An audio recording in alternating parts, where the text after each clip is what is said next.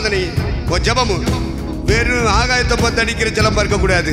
பிசாசு அடிக்கிற சிலம்பாக மாற வேண்டும். உங்கள் எதிராளியாகிய பிசாசானவனை நீங்கள் எதிர்த்து நிற்க வேண்டும். ஆவியை அனுப்பி நிரப்புகிறார். தெய்வ சக்தி பொருந்தியவர்களாய் மாற்றுகிறார். ஒரு வைராக்கியம் ஆண்டவருக்காக இந்த பூமியிலே வாழ்வதும் சாட்சியா இருப்பது மட்டுமல்ல, சாவதற்கும் தயார். கிறிஸ்து எனக்கு ஜீவன், சாவு எனக்கு ஆதாயம். அவன் கட்சிக்காக உயிரை விடுறாயா, மதத்துக்காக உயிரை விடுறாயா, இந்த மண்ணுக்காக உயிரை விடுறாயா, தான் பேசுற மொழிக்காக உயிரை விடுறாயா? நீங்களும் நானும் இந்த மண்ணுக்காக, தேசத்துக்காக, மதத்துக்காக, மொழிக்காக அல்ல. எங்களால நாங்க அப்படி ஜெபம் பண்ணோம், தோத்திரம் போட்டோம், அல்லேலியா போட்டோம், ஒண்ணும் நடக்கலையே. நடக்காதுடா. ஏயா இதை 3 நேரம் திங்கிறிய? ஏல ஊழியத்துக்கு வந்துட்டு இந்த புத்தியில இருந்தா எப்படா பிசாசு போகும்? அசுத்தாவி எப்படி போகும்? இந்த ஜாதி பிசாசுன்னு பிரிச்சு காமிச்சார். மற்ற இடங்கள்ல போய் ஜெபம் பண்ணிருக்காங்க, பிசாசு ஓடி இருக்கு. ஆவியா சமுதாயம் சொல்லுகிறது, அவர் சிலுவையில் மரிக்கவில்லை, அவர் அடக்கம் பண்ணப்படவில்லை, அவர் உயிர் தள்ளவில்லை என்று பகிரங்கமாக கோடி கோடி மக்கள் மத்தியிலே பிரச்சாரம் பண்ணுகிறது. அதை கேட்டுக்கொண்டு இருக்குமா பரிசுத்தாவியின் அபிஷேகம் பெற்ற திருச்சபை? அதான் பரிசுத்தாவி. என் மகனே, என்னை நிந்திக்கிறவர்களுக்கு, எனக்கு விரோதமாய் பறைசாற்றுவர்களுக்கு எதிராக நீ ஞானவானாகி அவர்களுக்கு உத்தரவு கொடுத்து என் இருதயத்தை சந்தோஷப்படுத்து என்று கர்த்தர் சொல்றாரு. அவருக்கு பிரியமானது என்னதென்று நீ சோதித்து பார்க்க வேண்டாமா?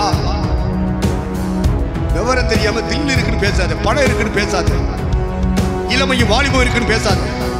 இன்னைக்கு உள்ள ஊழியக்காரன் பூரா இளமையும் வாலிபம் இருக்குன்னு பேசுறான். 70 வயசுல பேச சொல்லுங்க, 80 வயசுல பேச சொல்லுங்க. 20, 30, 40 பேசுறதெல்லாம் அப்புறம் பேசுவானா? காலங்களுக்கு பின்னாடி இருக்கு. அவங்களுக்கெல்லாம் படிச்சாதான், அனுபவ ரீதியாக பாடம் படிச்சாதான் அவங்களுக்கெல்லாம் கடவுளுக்கு பயப்படுற பயமே வரும். நான் துடிஞ்சு பேசுவேன்.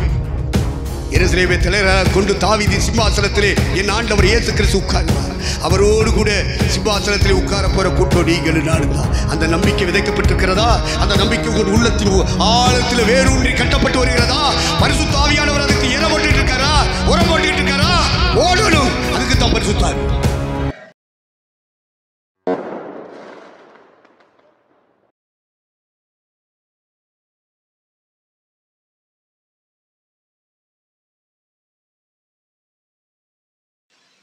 தேவனுக்கு மகிமை உண்டாகட்டும். இந்த ராத்திரி வேளையிலே நாம் சிந்திக்கும்படியாக தெரிந்து கொண்ட வேத பகுதி வெளிப்படுத்தின விசேஷத்தின் புத்தகம் 20ஆம் அதிகாரம் 6ஆம் வசனத்தை ஒருவர் வாசிக்க கேட்போம். முதலாம் உயிர்த்தெழுதலுக்கு பங்குள்ளவன் பாக்கியவானும் பரிசுத்தவானுமா இருக்கிறான். இவர்கள் மேல் 2ஆம் மரணத்துக்கு அதிகாரம் இல்லை. இவர்கள் தேவனுக்கும் கிறிஸ்துவுக்கும் முன்பாக ஆசாரியராய் இருந்து அவரோடு கூட 1000 வருஷம் அரசாளுவார்கள்.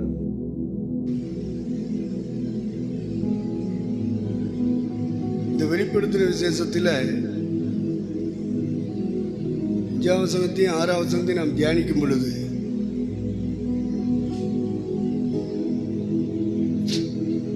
உயிர்த்தெழுந்தவர்கள்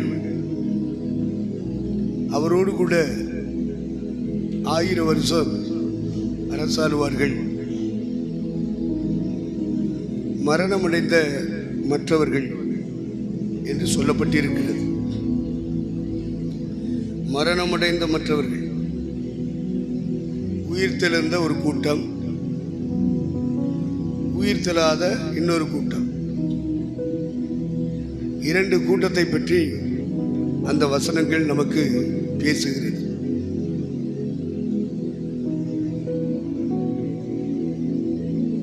இந்த உயிர்த்தெழுதல் வேதாகமத்திலே நாம் கற்றுக்கொண்ட ஒரு பாடமாக இருந்து வருகிறது. நீங்களும் நானும் உயிர்த்தெழுதலின் பிள்ளைகள் என்று இயேசு குறிப்பிட்டிருக்கிறார். உயிர்த்தெழுதலுக்கு பங்குள்ளவர்கள் நீங்களும் நானும். முழு உலகத்திலும் கிறிஸ்துவை பிரசங்கிக்கிறார்கள், சுவிசேஷம் அறிவிக்கிறார்கள். இயேசுவினிடத்திலே உட்கார்ந்து ஜெபிக்கிறார்கள், ஆராதிக்கிறார்கள்.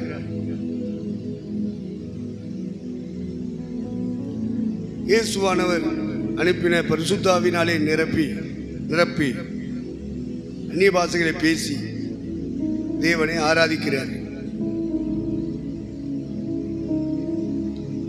இவைகளெல்லாம் நம்முடைய கண்காண காது கேட்க நடந்து கொண்டிருக்கிறது.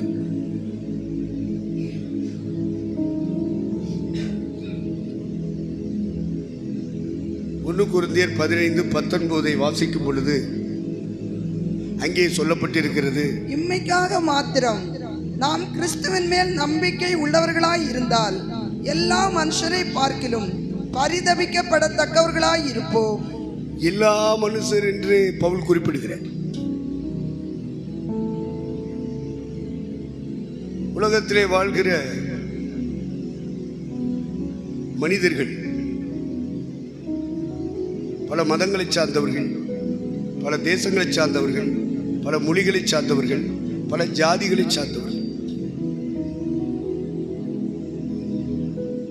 முழு உலகத்திலும் இப்போ நம்முடைய காலங்களில் 800 கோடிக்கும் அதிகமான மக்கள் வாழ்கிறார்கள் என்று சொல்லுகிறார்கள். இத்தனை கோடான கோடி மக்கள் வாழ்ந்து கொண்டிருக்கும் பொழுது கிறிஸ்துவின் மேல் நம்பிக்கை உள்ள ஒரு கூட்டம்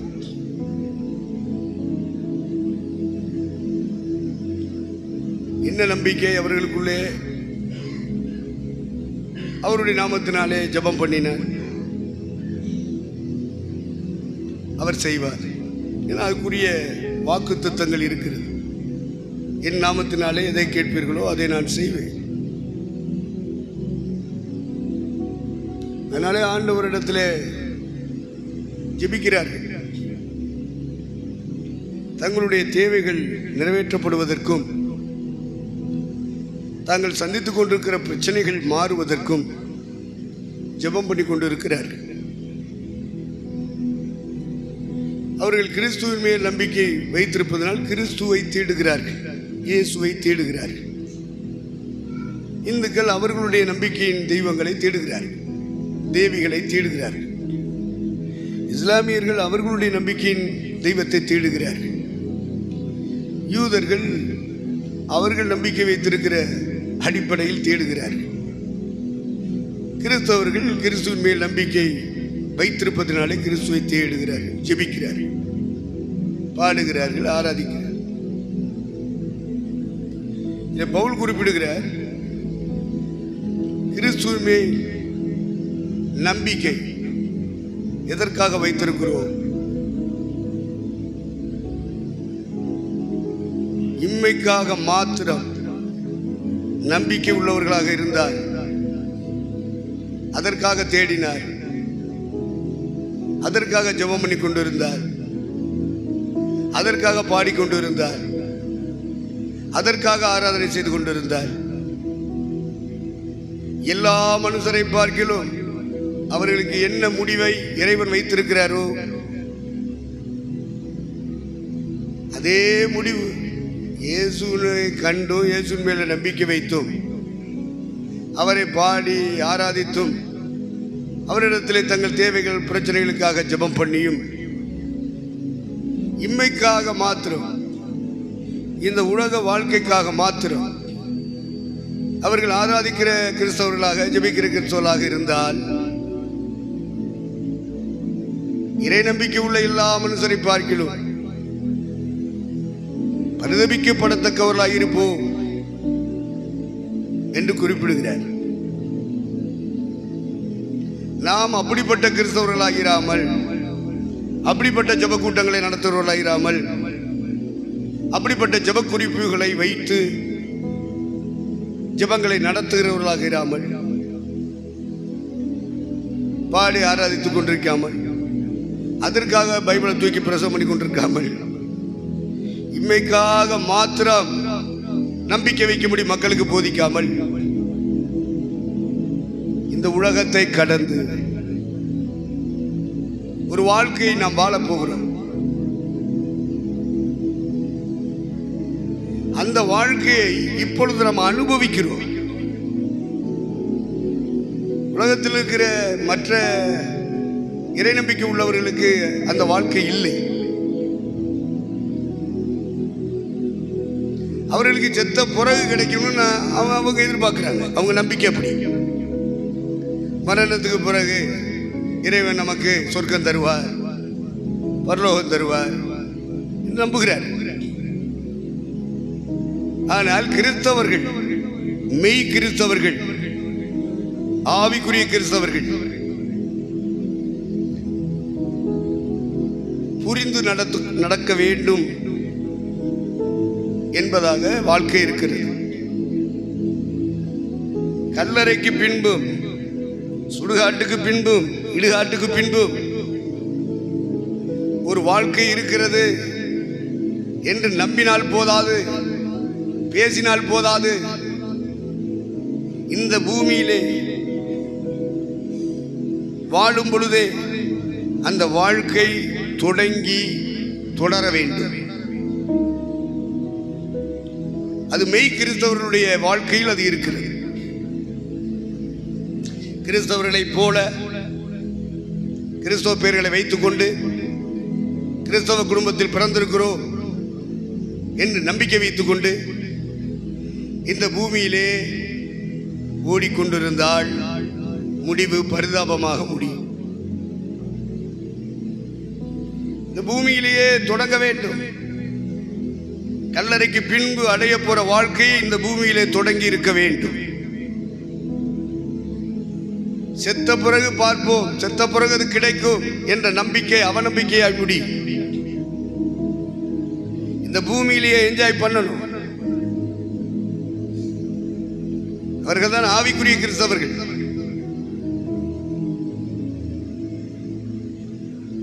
அதை தொடங்கி வைக்கிறது, அந்த வாழ்க்கையை தொடங்கி வைக்கிறது கர்த்தராகிய இயேசு கிறிஸ்து. உலகத்திலே எத்தனையோ இறைவன், வானத்திலும் பூமியிலும் தேவர்களும் தேவிகளும் உண்டு, கர்த்தாக்கள் உண்டு. நமக்கு ஒரு தேவன் உண்டு. அவரை இயேசுவின் நாமத்தில் அழைக்கிறோம்.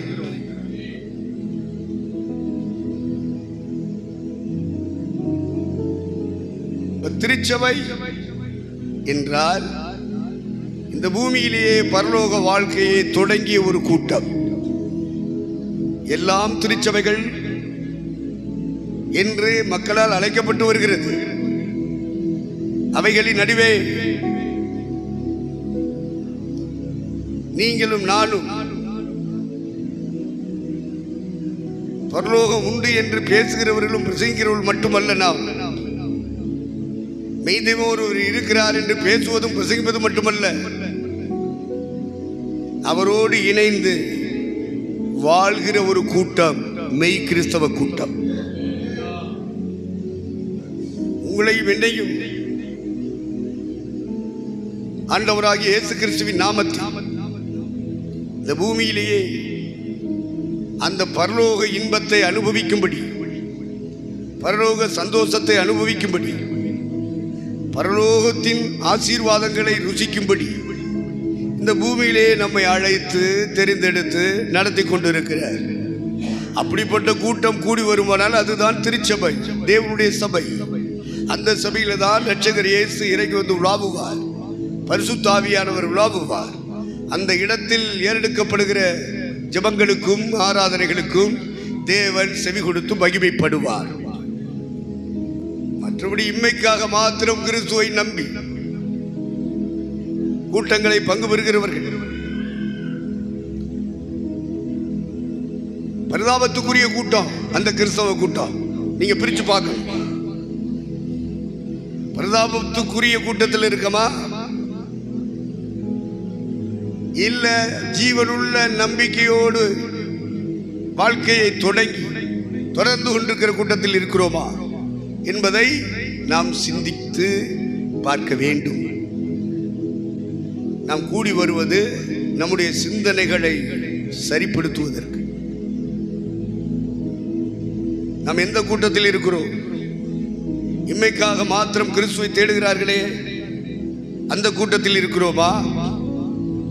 இம்மைக்காக மாத்திரம் அல்ல ஐயா, மரித்து போன பிறகு கிடைக்க போற வாழ்க்கையில் இந்த பூமியிலே நாங்கள் தொடர்ந்து கொண்டிருக்கிறோம் என்ற வாழ்க்கையில் பங்கு பெற வந்திருக்கிற கூட்டமா என்பதை நாம் யோசித்து பார்க்க வேண்டும்.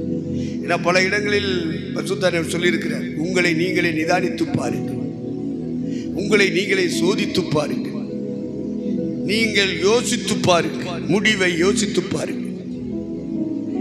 ஒரே ஒரு வாழ்க்கை இந்த பூமியிலே, அந்த வாழ்க்கை எப்படி முடிவடையும்? நிச்சயத்தோடு ஓட வேண்டும். நான் நிச்சயமில்லாதவனாக ஓடேன். நிச்சயத்தோடு ஓடி முடிக்கிற வாழ்க்கை மெய் கிறிஸ்தவ வாழ்க்கை. நிச்சயமில்லாமல் வேவரிங், ஒரு அலை மோதுகிற சிந்தனையோடு, ஒரு அலை மோதுகிற ஒரு நம்பிக்கையோடு, அலை மோதுகிற ஒரு விசுவாசத்தோடு அநேகர் கடந்து போய் கொண்டிருக்கிறார்கள்.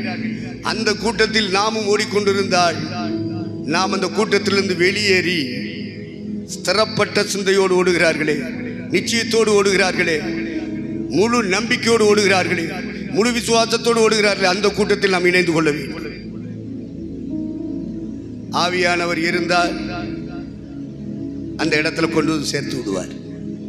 நீங்கள் பெற்ற அபிஷேகமே உங்களுக்கு போதிக்கும். வேறு ஒருவரும் உங்களுக்கு போதிக்க வேண்டுவது இல்லை. அந்த அபிஷேகம் சத்தியமாக இருக்கிறது. அந்த அபிஷேகம் போதிக்கிறபடியே போதனையில் நிலைத்திருப்பீர்களாக. பரிசுத்த ஆவியானவர் நம்முடைய வாழ்க்கையை கல்லறைக்கு போவதற்கு முன்பே தொடங்கிவிட்டார், தொடரும்படி நடத்தி கொண்டிருக்கிறார் என்கிற நிச்சயத்தோடு ஓடுகிற கூட்டத்தில் நீங்கள் நாடும் இருக்க வேண்டும். அவிசுவாசம், சந்தேகம், அவநம்பிக்கை அப்படிலாம் ஓடுறாங்க, நிறைய பேர் ஓடுறாங்க. ஆக கிறிஸ்தவர்கள்ல ரெண்டு பிரிவு இருக்கு. இம்மைக்காக மாத்திரம் நம்பிக்கை வச்சுட்டு ஓடுற கூட்டம், இம்மையை தாண்டி மறு உலக வாழ்க்கை, மறுமையின் வாழ்க்கை, பரலோக வாழ்க்கையை இந்த பூமியிலேயே தொடர்ந்து போய்கொண்டிருக்கிற ஒரு கூட்டமாக நீங்களும் நானும் இருக்க வேண்டும். அதற்காகத்தான் இந்த ஊழியர் கூட்டமே நடத்தப்படுகிறது. ஒவ்வொரு முறையும் நாம் கூடி வந்து கடந்து போவதுடைய நோக்கம் அந்த மறுமையின் வாழ்க்கையை இழந்து போகக்கூடாது. இனி வரும் உலகத்தை நாம் இழந்து போகக்கூடாது. இவரே நிர்வாகிகள் சொல்லுவான், இனி வரும் உலகத்தை பற்றி பேசுகிறோமே,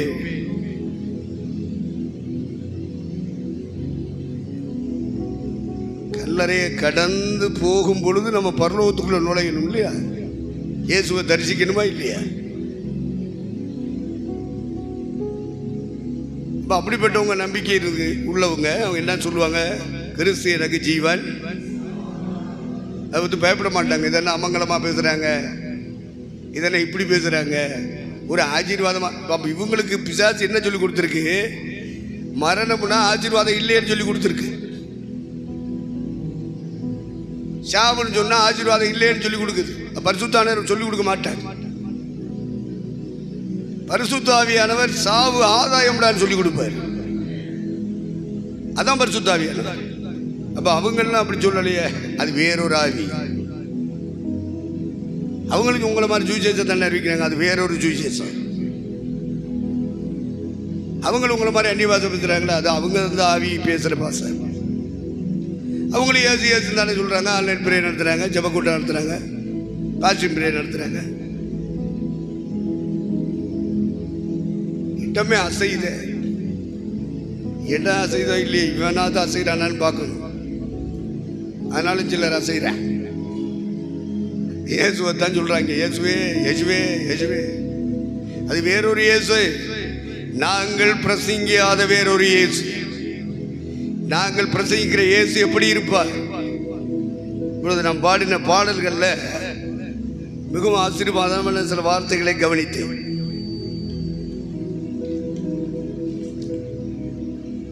அது வேத வாக்கியங்களோடு இணைந்திருந்தது.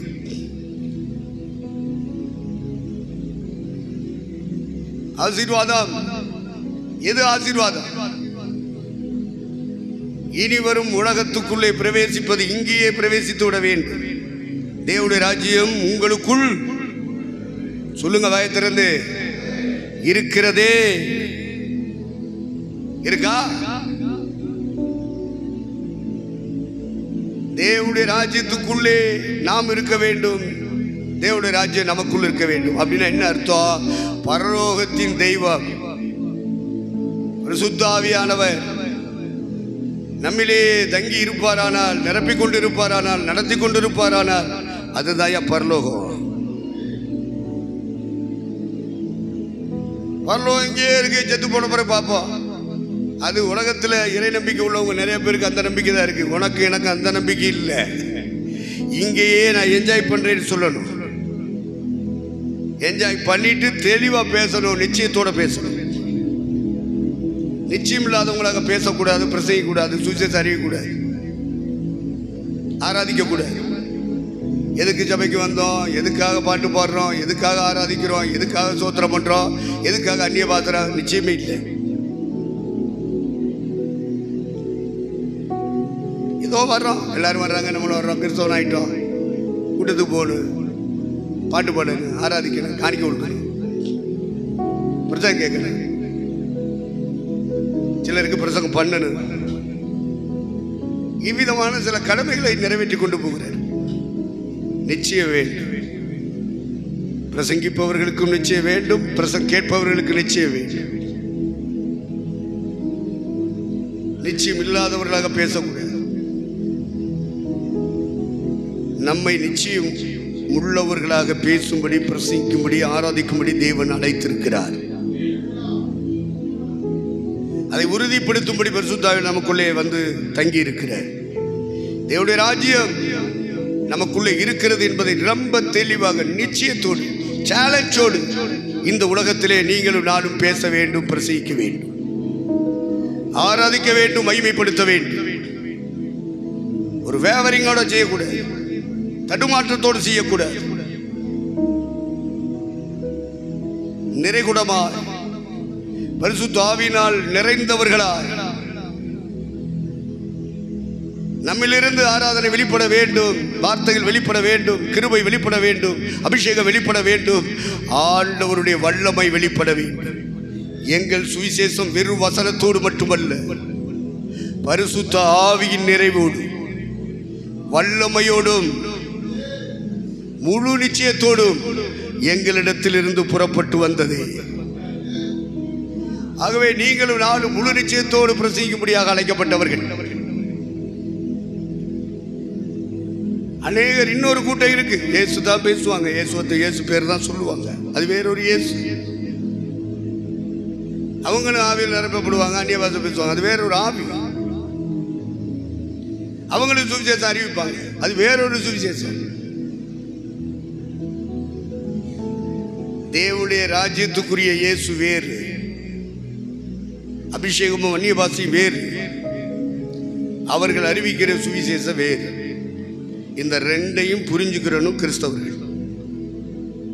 எந்த நம்பிக்கை உள்ள கிறிஸ்தவர்கள்? இம்மைக்காக மாத்திரம் கிறிஸ்துவில் நம்பிக்கை உள்ளவர்கள், கிறிஸ்துவை அதற்காக தேடுகிறவர்கள். ஒரு கூட்டம் இருக்கு, அவங்களே இயேசுவை பத்தி சொல்றாங்க அப்படின்ட்டு நம்ம போய் ஜாயிண்ட் அடிச்சிடக்கூடாது. நம்ம லைன் வேறு.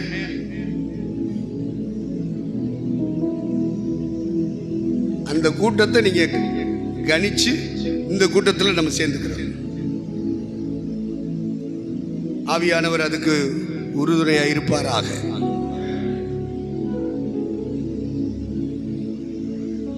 நமக்குள் இருக்கிறவர் பரிசுத்த ஆவியானவரானால் நம்முடைய மனக்கண்களை திறப்பார். கண்கள் திறக்கப்படும், தேவனுக்கு மகிமை உண்டாகும். ஆகவே 20 வெளிப்படுத்தல் 20 5, 6 நாம் வாசித்தோம். 6வது வசனத்தை வாசிக்கும் பொழுது உயிர்த்தெழுதலை பற்றி பேசுகிறது. இந்த ராத்திரி வேளையிலே மறுமையின் வாழ்க்கைக்கு உரிய விஷயங்களில் ஒன்று உயிர்த்தெழுதல். அந்த உயிர்த்தெழுதலை பற்றி உங்கள் சிந்தனைகளிலே கொண்டு வந்து அந்த வசனங்களை வைத்து செல்ல விரும்புகிறேன். ஆவியானவர் அனுக்கிரகம் செய்வாராக. நாம் உயிர்த்தெழுதலின் பிள்ளைகள் என்று இயேசு சொல்லி இருக்கிறார். மறுமைக்கும் மரித்தோரிலிருந்து எழுப்பப்படுவதற்கும் பாத்திரவான்களாக இந்த பூமியிலே அழைக்கப்பட்ட கூட்டம் நீங்களும் நானும். அந்த அழைப்பை நிறைவேற்றுவதற்கு என்ன செய்ய வேண்டும், எந்த ப்ராசஸ் நம்முடைய வாழ்க்கையில், நம்முடைய குடும்பத்தில், நம்முடைய பிள்ளைகளின் எதிர்காலத்தில் செயல்பட வேண்டும் என்பதை பகல் வேளையில் நாம் அந்த வார்த்தைகளை கேட்டுக்கொண்டோம். அதோடு கூட இணைந்து இவைகளையும் நம்முடைய சிந்தனைகளிலே பதிவு செய்து கொண்டு போக வேண்டும். மறுமையும் மரித்தோரிலிருந்து எழுந்திருக்குதலையும் பாத்திரமாக பெற்ற கூட்டம் நீங்களும் நானும். இம்மைக்காக மாத்திரம் இயேசுவை தேடுகிற கூட்டம் அல்ல நாம். இந்த உலகத்தின் வாழ்க்கையிலே சந்திக்கிற பிரச்சனைகளுக்காக, தேவைகளுக்காக இயேசுவை தேடுகிற கூட்டம் அல்ல நாம். அதையும் கடந்து உயிர்த்தெழுதலுக்கு பாத்திரமானவர்கள் என்பதை ரூபகாரப்படுத்துகிற கூட்டம், மறுமை என்று ஒரு வாழ்க்கை இருக்கிறது என்பதை மற்றவர்களுக்கு புரிய வைக்கிற கூட்டம். இனி ஒரு உலகம் வரப்போகிறது, நாம் காண்கிற வானம், பூமி, சமுத்திரம் அழிய போகிறது சொல்லணும். பொழப்பு நடத்திட்டு கூட அப்படிப்பட்ட கிறிஸ்தவர்களா இருக்கக்கூடாது. இந்த வானம் ஒரு நாள் ஒழியும், நாம் வாழ்ந்து கொண்டிருக்கிற இந்த பூமி ஒரு நாள் அழியும், நாம் காண்கிற இந்த சமுத்திரம் இருந்த இடம் காணப்படாமல் போகும் என்று அழுத்தமாக, திருத்தமாக, ஆணித்தரமாக ஓங்கி முழங்குவதற்கு தான் உனக்கு எனக்கு அபிஷேகம். சும்மா கையை தட்டி ரெண்டு பாதை பேசிட்டு போறது அப்படியே காலமுறை வீணா போச்சு. இனி காலம் செல்ல, இனி எஞ்சி உள்ள காலமெல்லாம் ஓங்கி முழங்கணும்.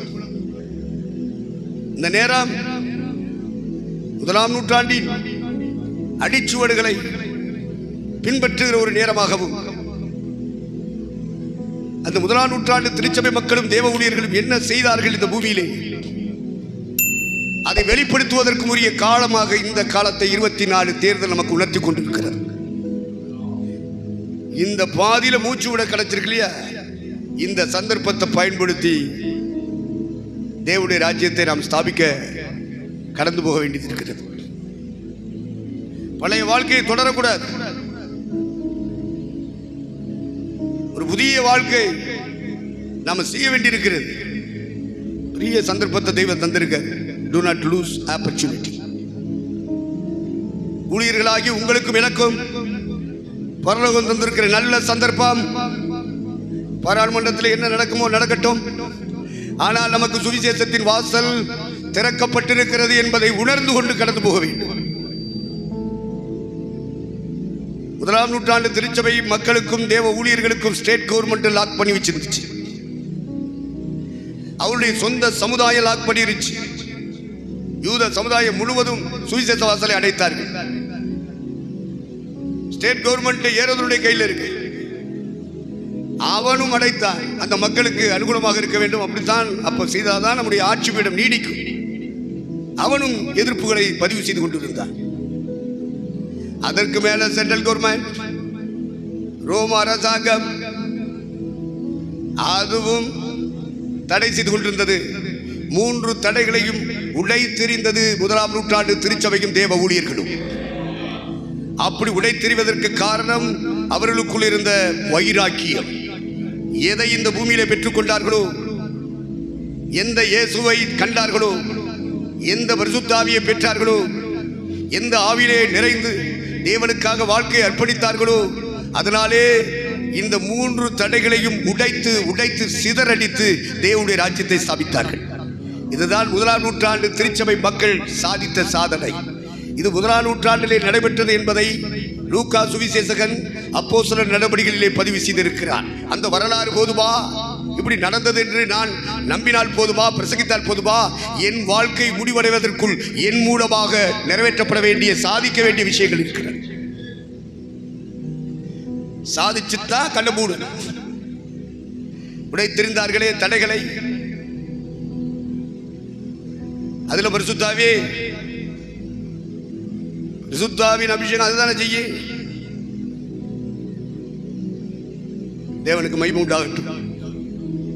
ஆகவே கர்த்தர் இந்த காலங்களை நமக்கு தந்திருக்கிறார் என்பதை ஒரு விழிப்புணர்வு கொண்டு செயல்படுவதற்காக இந்த வார்த்தைகளை இத்துணை துளி மணித்துளி அளவாக நான் உங்களுக்கு முன்னே கொண்டு வந்தேன்.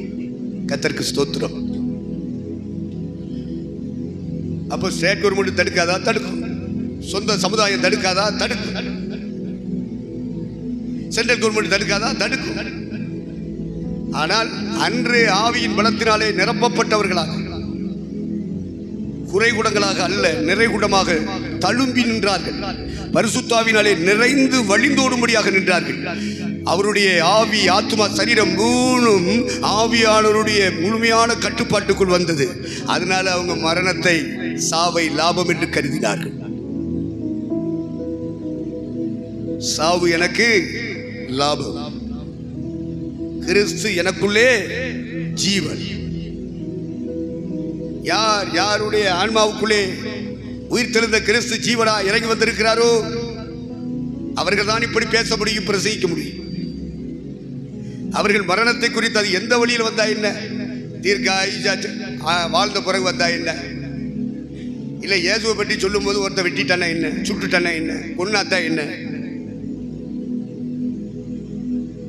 எந்த வழியாக மரணம் வந்தாலும் கிறிஸ்துவை ஜீவனாய் கொண்டவர்கள், பரிசுத்தாவினாலே நிரப்பப்பட்டவர்கள் எந்த வழியாக மரணம் வந்தாலும் அதை லாபமாக கருதுவார்கள். அதுதான் மெய் நம்பிக்கை உள்ள கிறிஸ்தவ கூட்டம்.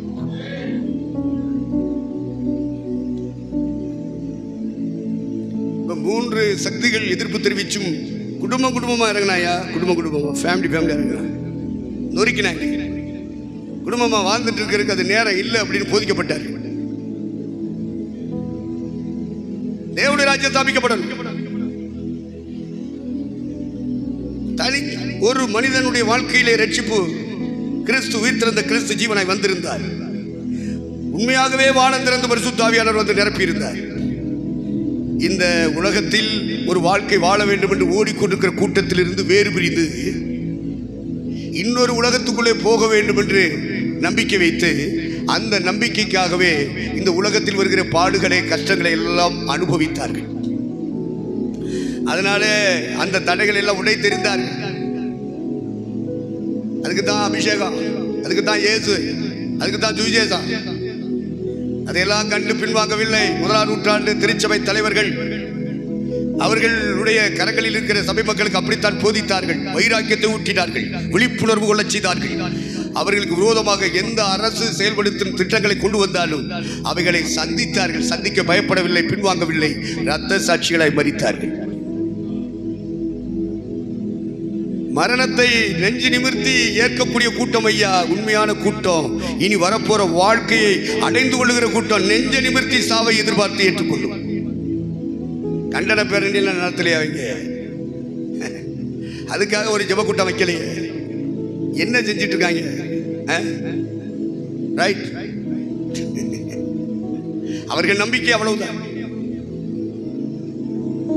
கல்லறையை கடந்து ஒரு வாழ்க்கை இருக்கிறது என்று நம்பினார். கண்டன பேரணி வைப்பானுங்களா? நாங்க குரல் கொடுக்கிறோம் சொல்லுவார்களா? அவர்கள் சொன்னார்களா? ஏதோ அவர்களுக்குரிய நம்பிக்கையின் அடிப்படையில் அதை செய்கிறார்கள். செய்துவிட்டு போட்டு உயிர் தெழுதல், அதை பற்றி சில வசனங்களை உங்கள் மனதிலே போட்டுவிட்டு இந்த கூட்டத்தை நிறைவு செய்ய ஆசைப்படுகிறேன். கர்த்தருக்கு ஸ்தோத்திரம். 2 பிரதானமான கூட்டம். திரும்ப வெளிப்படுத்தல் விசேஷம் 20ஆம் அதிகாரத்தில் அந்த 5ஆம் வசனம் 6ஆம் வசனத்தை வாசிப்போம்.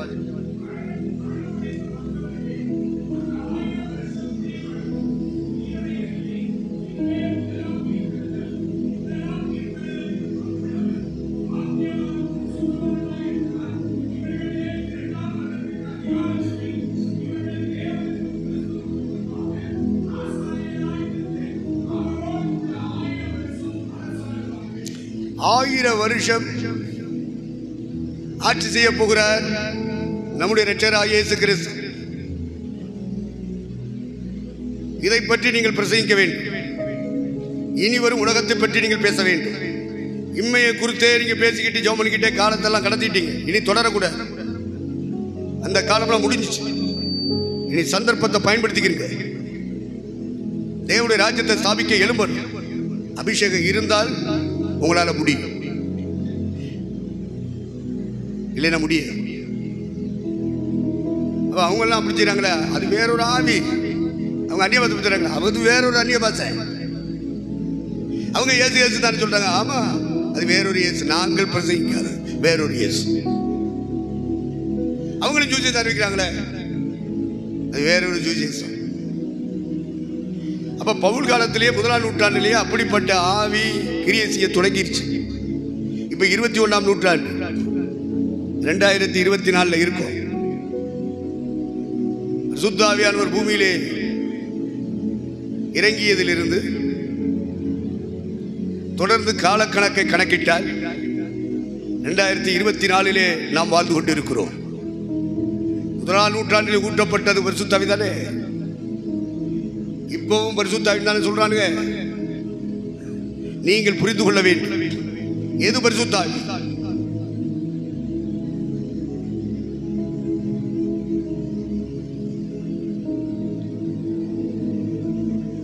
ரைட்.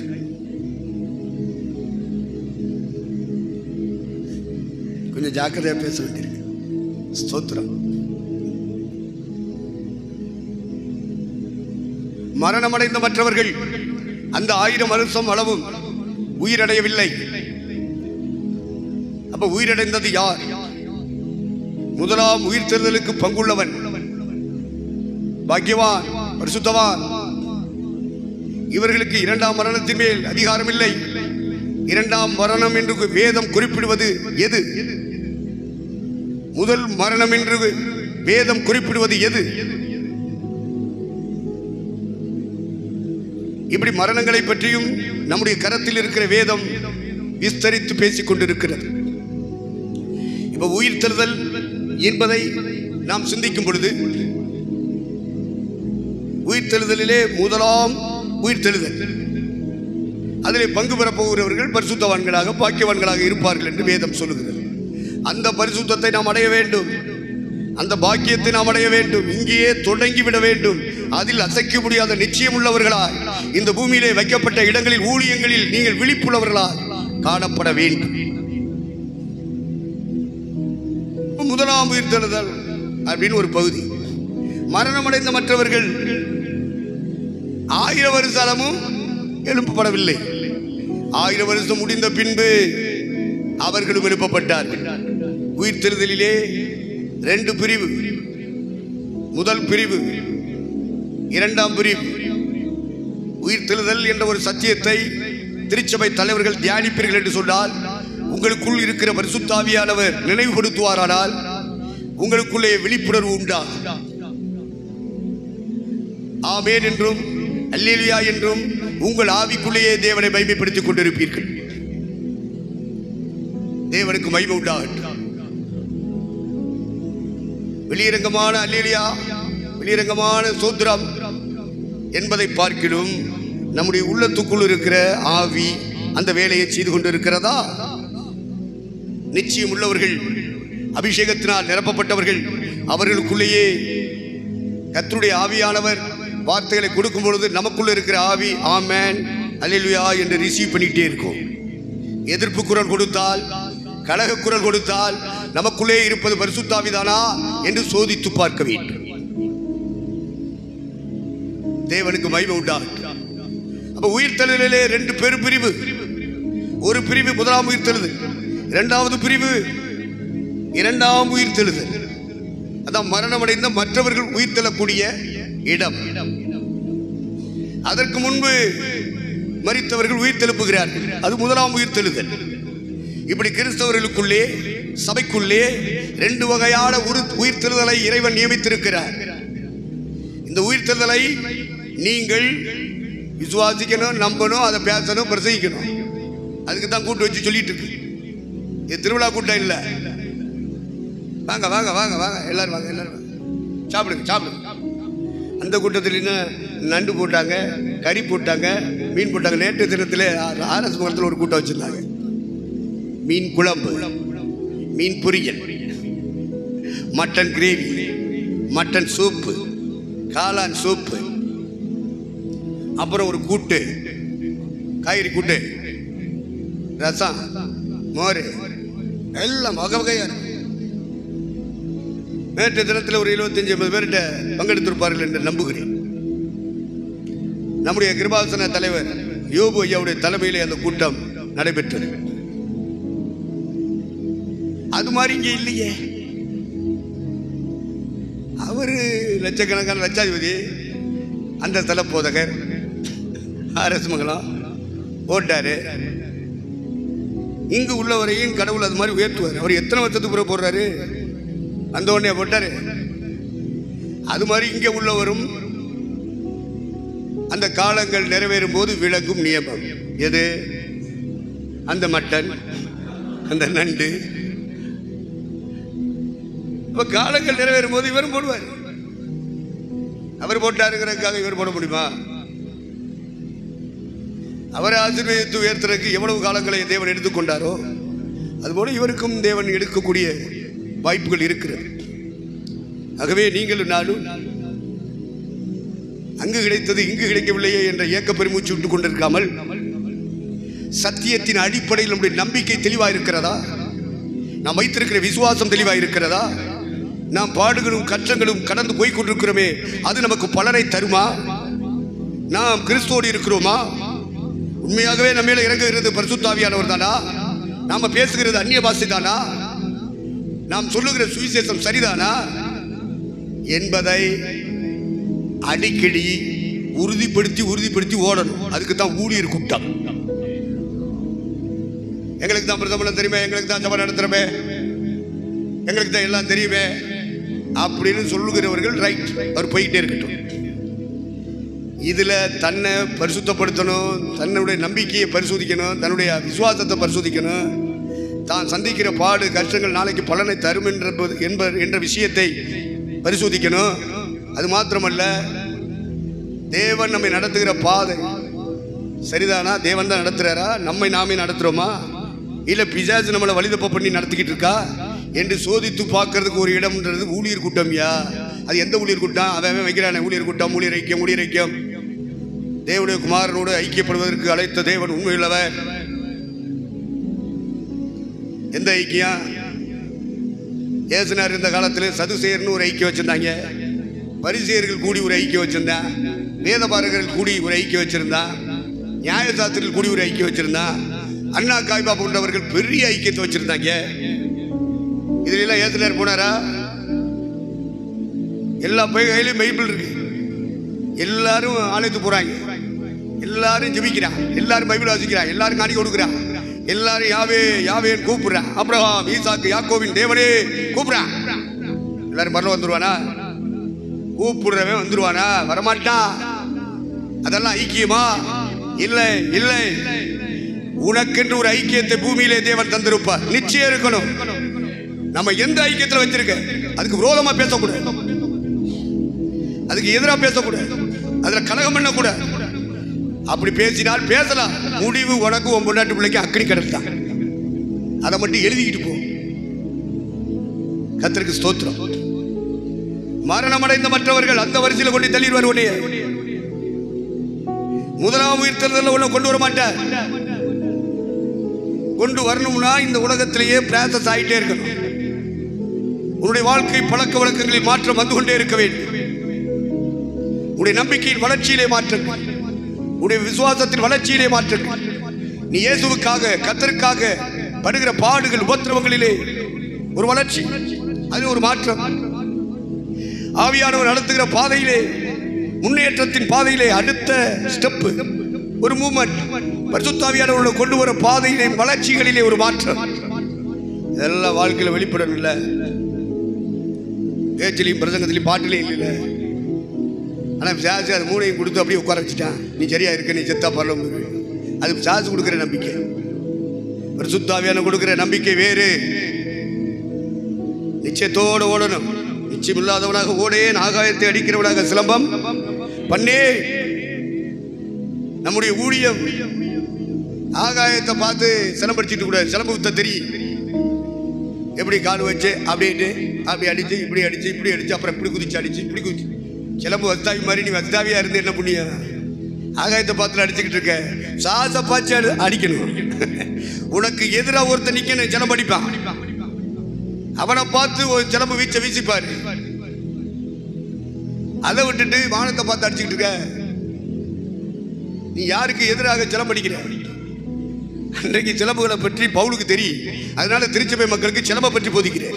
நான் ஆகாயத்தை அடிக்கிறவனாக சிலம்பம் பண்ணே. உன் பாட்டு, உன் பிரசங்கமும், உன் சுவிசேஷமும், உன் ஆராதனை, உன் ஜபமும் வெறும் ஆகாயத்தை பார்த்து அடிக்கிற சிலம்பா இருக்கக்கூடாது. பிசாசு அடிக்கிற சிலம்பாக மாற வேண்டும்.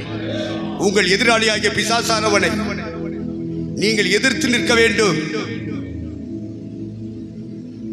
கிறிஸ்தவர்களை கூப்பிட்டு கிறிஸ்தவர்களுக்கு மத்தியில் ஒரு ஆராதனை, ஒரு பாட்டு, ஒரு கூட்டம், ஒரு பிரசங்க. கிறிஸ்தவனாக்கிறதாயா?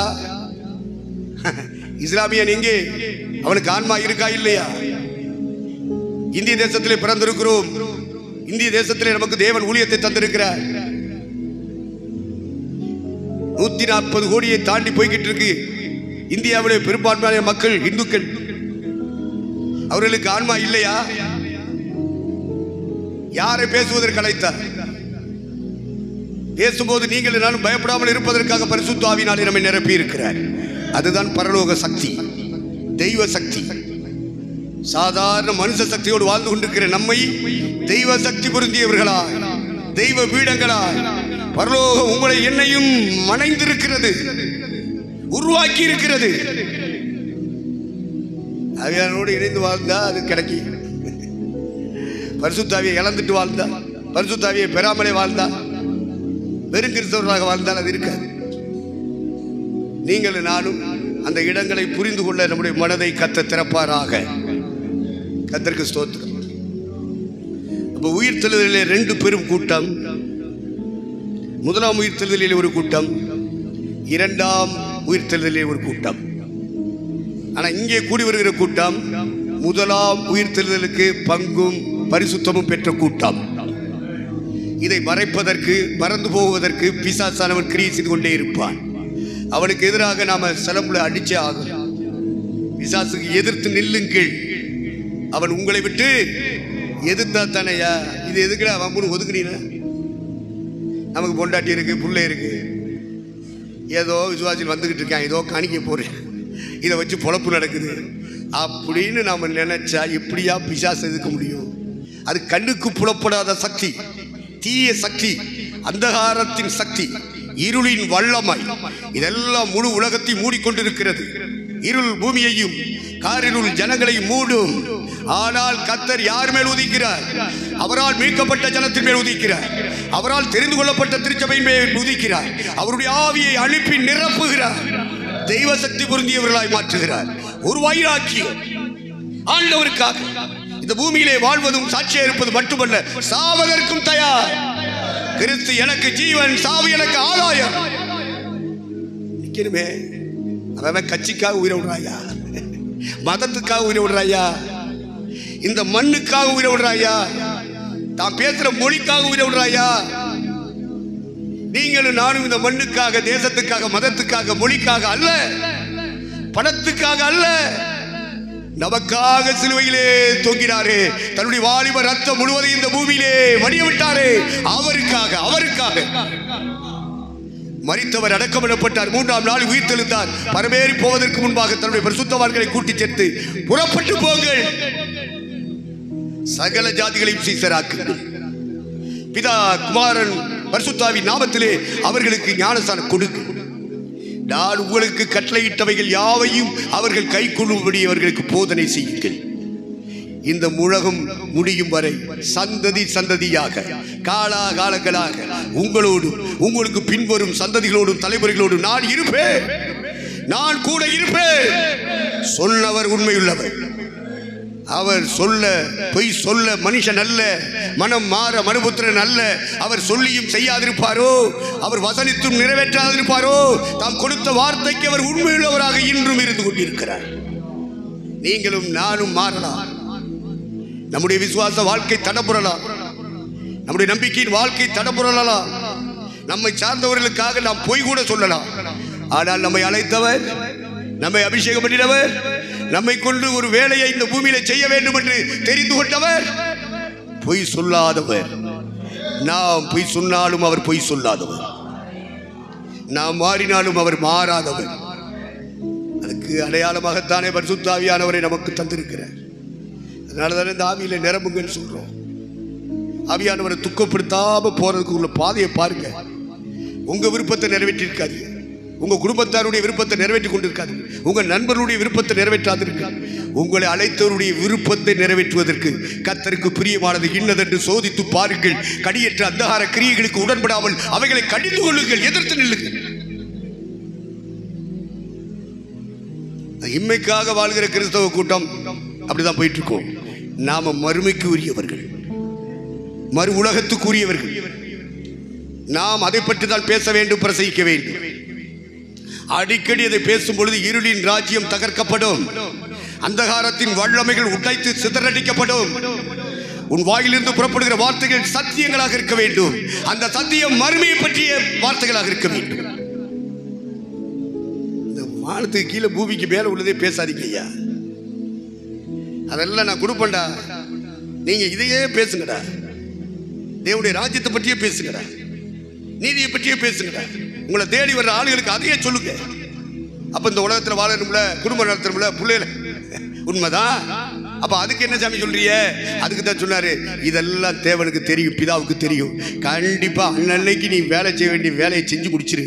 அதனதன் பாடுகளுக்கு அதனதன் கூலி வந்துடும், சம்பளம் வந்துடும். ஆண்டவர் ஒரு நாள் கைவிட மாட்டார். மானத்தை மறைப்பதற்கு ஒரு துணி, இந்த உலகத்திலே வேலை செய்வதற்கு, உலகத்திலே இருக்கும் வரை வாழ்வதற்கு உடலுக்கு பலன், அதற்கு உரியதை, அந்த ஆகாரத்தையும் அந்த துணியையும் நான் தருவேன் என்று வாக்கு பண்ணியிருக்கிறார். இதல்லவா நம்முடைய பிரதான அப்போஸ்தலருடைய அறிவுரை. மகா பிரதான அப்போஸ்தலர், நாம் வழிபடுகிற ஈசன் இயேசு கிறிஸ்து அல்லவா? அவர் இந்த உலகத்திலே வாழ்கிற வாழ்வின் தேவைகளுக்கு என்ன வாக்கு பண்ணியிருக்கிறார்? அதல்லவா மாதாந்திர வாக்குத்தத்த கூட்டங்கள்ல வாக்குத்தத்தமா கொடுக்கணும். நீங்கள் எதை கொடுக்கிறீர்கள்?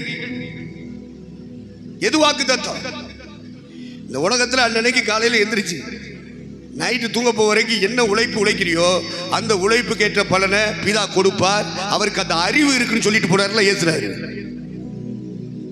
அந்த அறிவு இருந்தா கவலை, பாரம், கண்ணீர், இந்த உலக வாழ்க்கைக்கு எடுத்த காரியங்களுக்காக அந்த கவலை, அந்த கண்ணீர் இருக்க. உண்ணவும் உடுக்கவும் இருந்தால் போதும் என்று இருக்க கடவும். போதும் என்கிற மனதுடனே கூடிய இறை பக்தி, தெய்வ பக்தி மிகுந்தாதாயம்.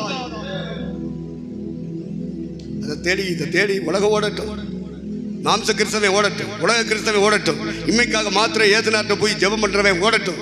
ஆனா நீங்களும் நானும் இம்மைக்காக மாத்திரம் இல்லையா, மறுமைக்காகவே வாழ்ந்து காட்டக்கூடிய கூட்டம் நீங்களும் நானும். வரப்போகிற ராஜ்யத்தை, உலகத்தை, இந்த உலகத்தில் வாழும் போதே பிரதிபலிக்கிற கூட்டம் நீங்கள் நானும். அழைக்கப்பட்ட அழைப்புக்கு பாத்திரவான்களாக நாம் வாழ்ந்து காட்ட வேண்டும். தேவனுக்கு மகிமை உண்டாகட்டும்.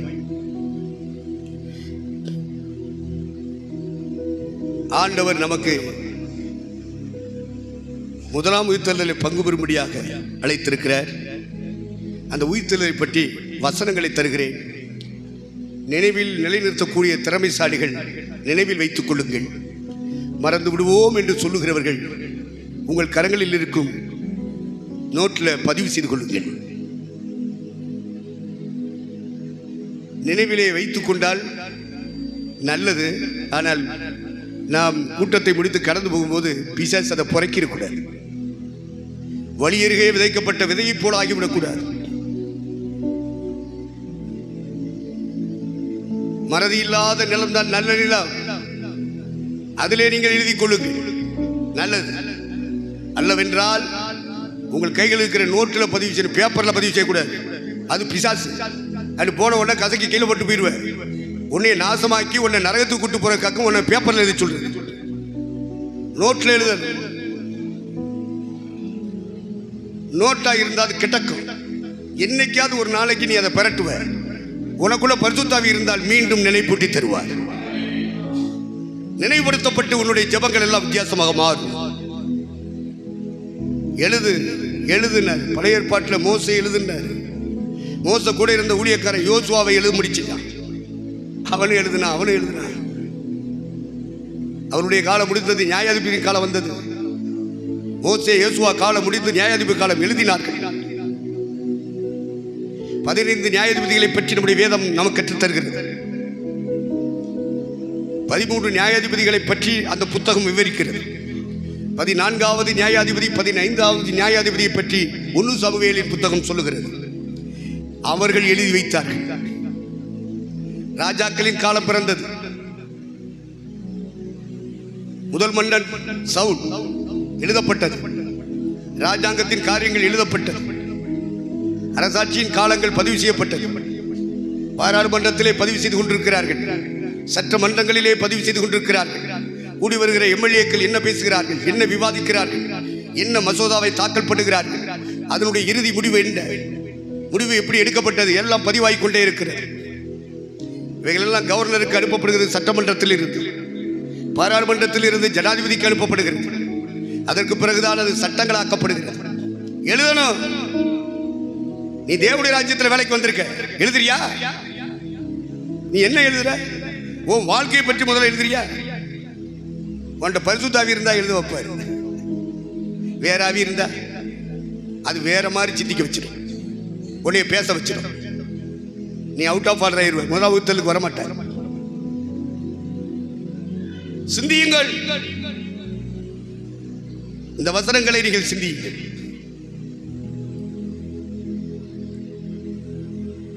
ஊழியக்காரன பூராம் வேதம் சொல்லுது. பவுல் மூலமாக பரிசுத்தன் சொல்லுகிறார், நான் உக்ரானக்காரன் என்று பவுலை சொல்ல வைக்கிறார். உண்மையுள்ள உக்ரானக்காரன் என்று பவுலை சொல்ல வைக்கிறார். ஊழியக்காரன் வெறும் பாஸ்டர் மட்டும் இல்லை, ஊழியக்காரன் உக்ரானக்காரனா இருக்கணும். உக்ரானக்காரன் என்ற வார்த்தையினுடைய அர்த்தம் என்ன தெரியுமா? எழுதுகிறவன். எதை எழுதுகிறவன்? வாழ்க்கையின் கணக்கை எழுதுகிறவன். வேதாகம வசனங்களின் கணக்கை எழுதுகிறவன். பரிசுத்த ஆவியானவர் நடத்தி கொண்டு போகிற பாதைகளை பற்றி எழுதுகிறவன். கர்த்தர் கொடுத்த தரிசனங்களை எழுதுகிறவன். சொப்பனங்களை எழுதுகிறவன். தீர்க்க தரிசனங்களையும் வாக்குத்தத்தங்களை எழுதுகிறவன். எழுதுனாரு. இறுதி புத்தகம் எழுதினாங்க பத்தியா? அப்போஸ்தலருக்கு கடைசி அப்போஸ்தலன் யோவான் எழுதினான்ல, அவனை பார்த்து சொன்னாரு, இருக்கிறவைகளை எழுது, நீ காண்கிறவைகளை எழுது, இனிமேல் சம்பவிக்க போற காரியங்களை காட்டுவேன், அதை எழுது. அவை எழுதி வச்சது நம்முடைய வேதத்தில் இருக்கிற 66 புத்தகத்துல கடைசி புத்தகம் நம்ம கையில இருக்கியா? அதுலதான் நம்ம வாசித்தோம். அவன் எழுதாம போயிருந்தான்னா, உனக்குள்ள எனக்குள்ள பரிசுத்த ஆவி இருந்தா எழுத வைப்ப. எழுத்து அறிவு இல்லாதவர்கள் 12 அப்போஸ்தலர்களில் சிலர், படிப்பு அறிவு இல்லாதவர்கள் அப்போஸ்தலர்களில் சிலர் படிப்பு இல்லாதவர்களை தெரிந்து கொண்டார். எழுத்தை அறிவு இல்லாதவர்கள் தெரிந்து கொண்டார். அடுத்து பேதமை உள்ளவர்கள், பொது அறிவு ஜெனரல் நாலேஜ் கூட இல்லை, அவைகள் எல்லாம் அழைத்து தெரிந்தெடுத்து தன்னோடு கூட இருக்க வைத்தார். சும்மா இருந்துட்டு போகல, இயேசுவோடு இருந்துட்டு போகல. இயேசு கிறிஸ்து எதை கற்றுக் கொடுத்தார்? மோசையின் ஆகமங்களை கற்றுக் கொடுத்தார். தீர்க்க தரிசன புத்தகங்களை கற்றுக் கொடுத்தார். சங்கீதங்களை கற்றுக் கொடுத்தார். அவர்களுக்கு பைபிளை கொடுத்தார். 3 வருஷமா சொல்லி கொடுத்தார். 3 years கோர்ஸ். அடுத்து பயிற்சி ட்ரைனிங் கொடுத்தார். 3 ஆண்டு காலம். இந்த பிசாசு இப்படித்தான் விரட்டணும், அந்த ஆவியை இப்படித்தான் பில்லி சுனிய கட்டா, இதுக்கு இப்படித்தான் நீ விரட்டணும்.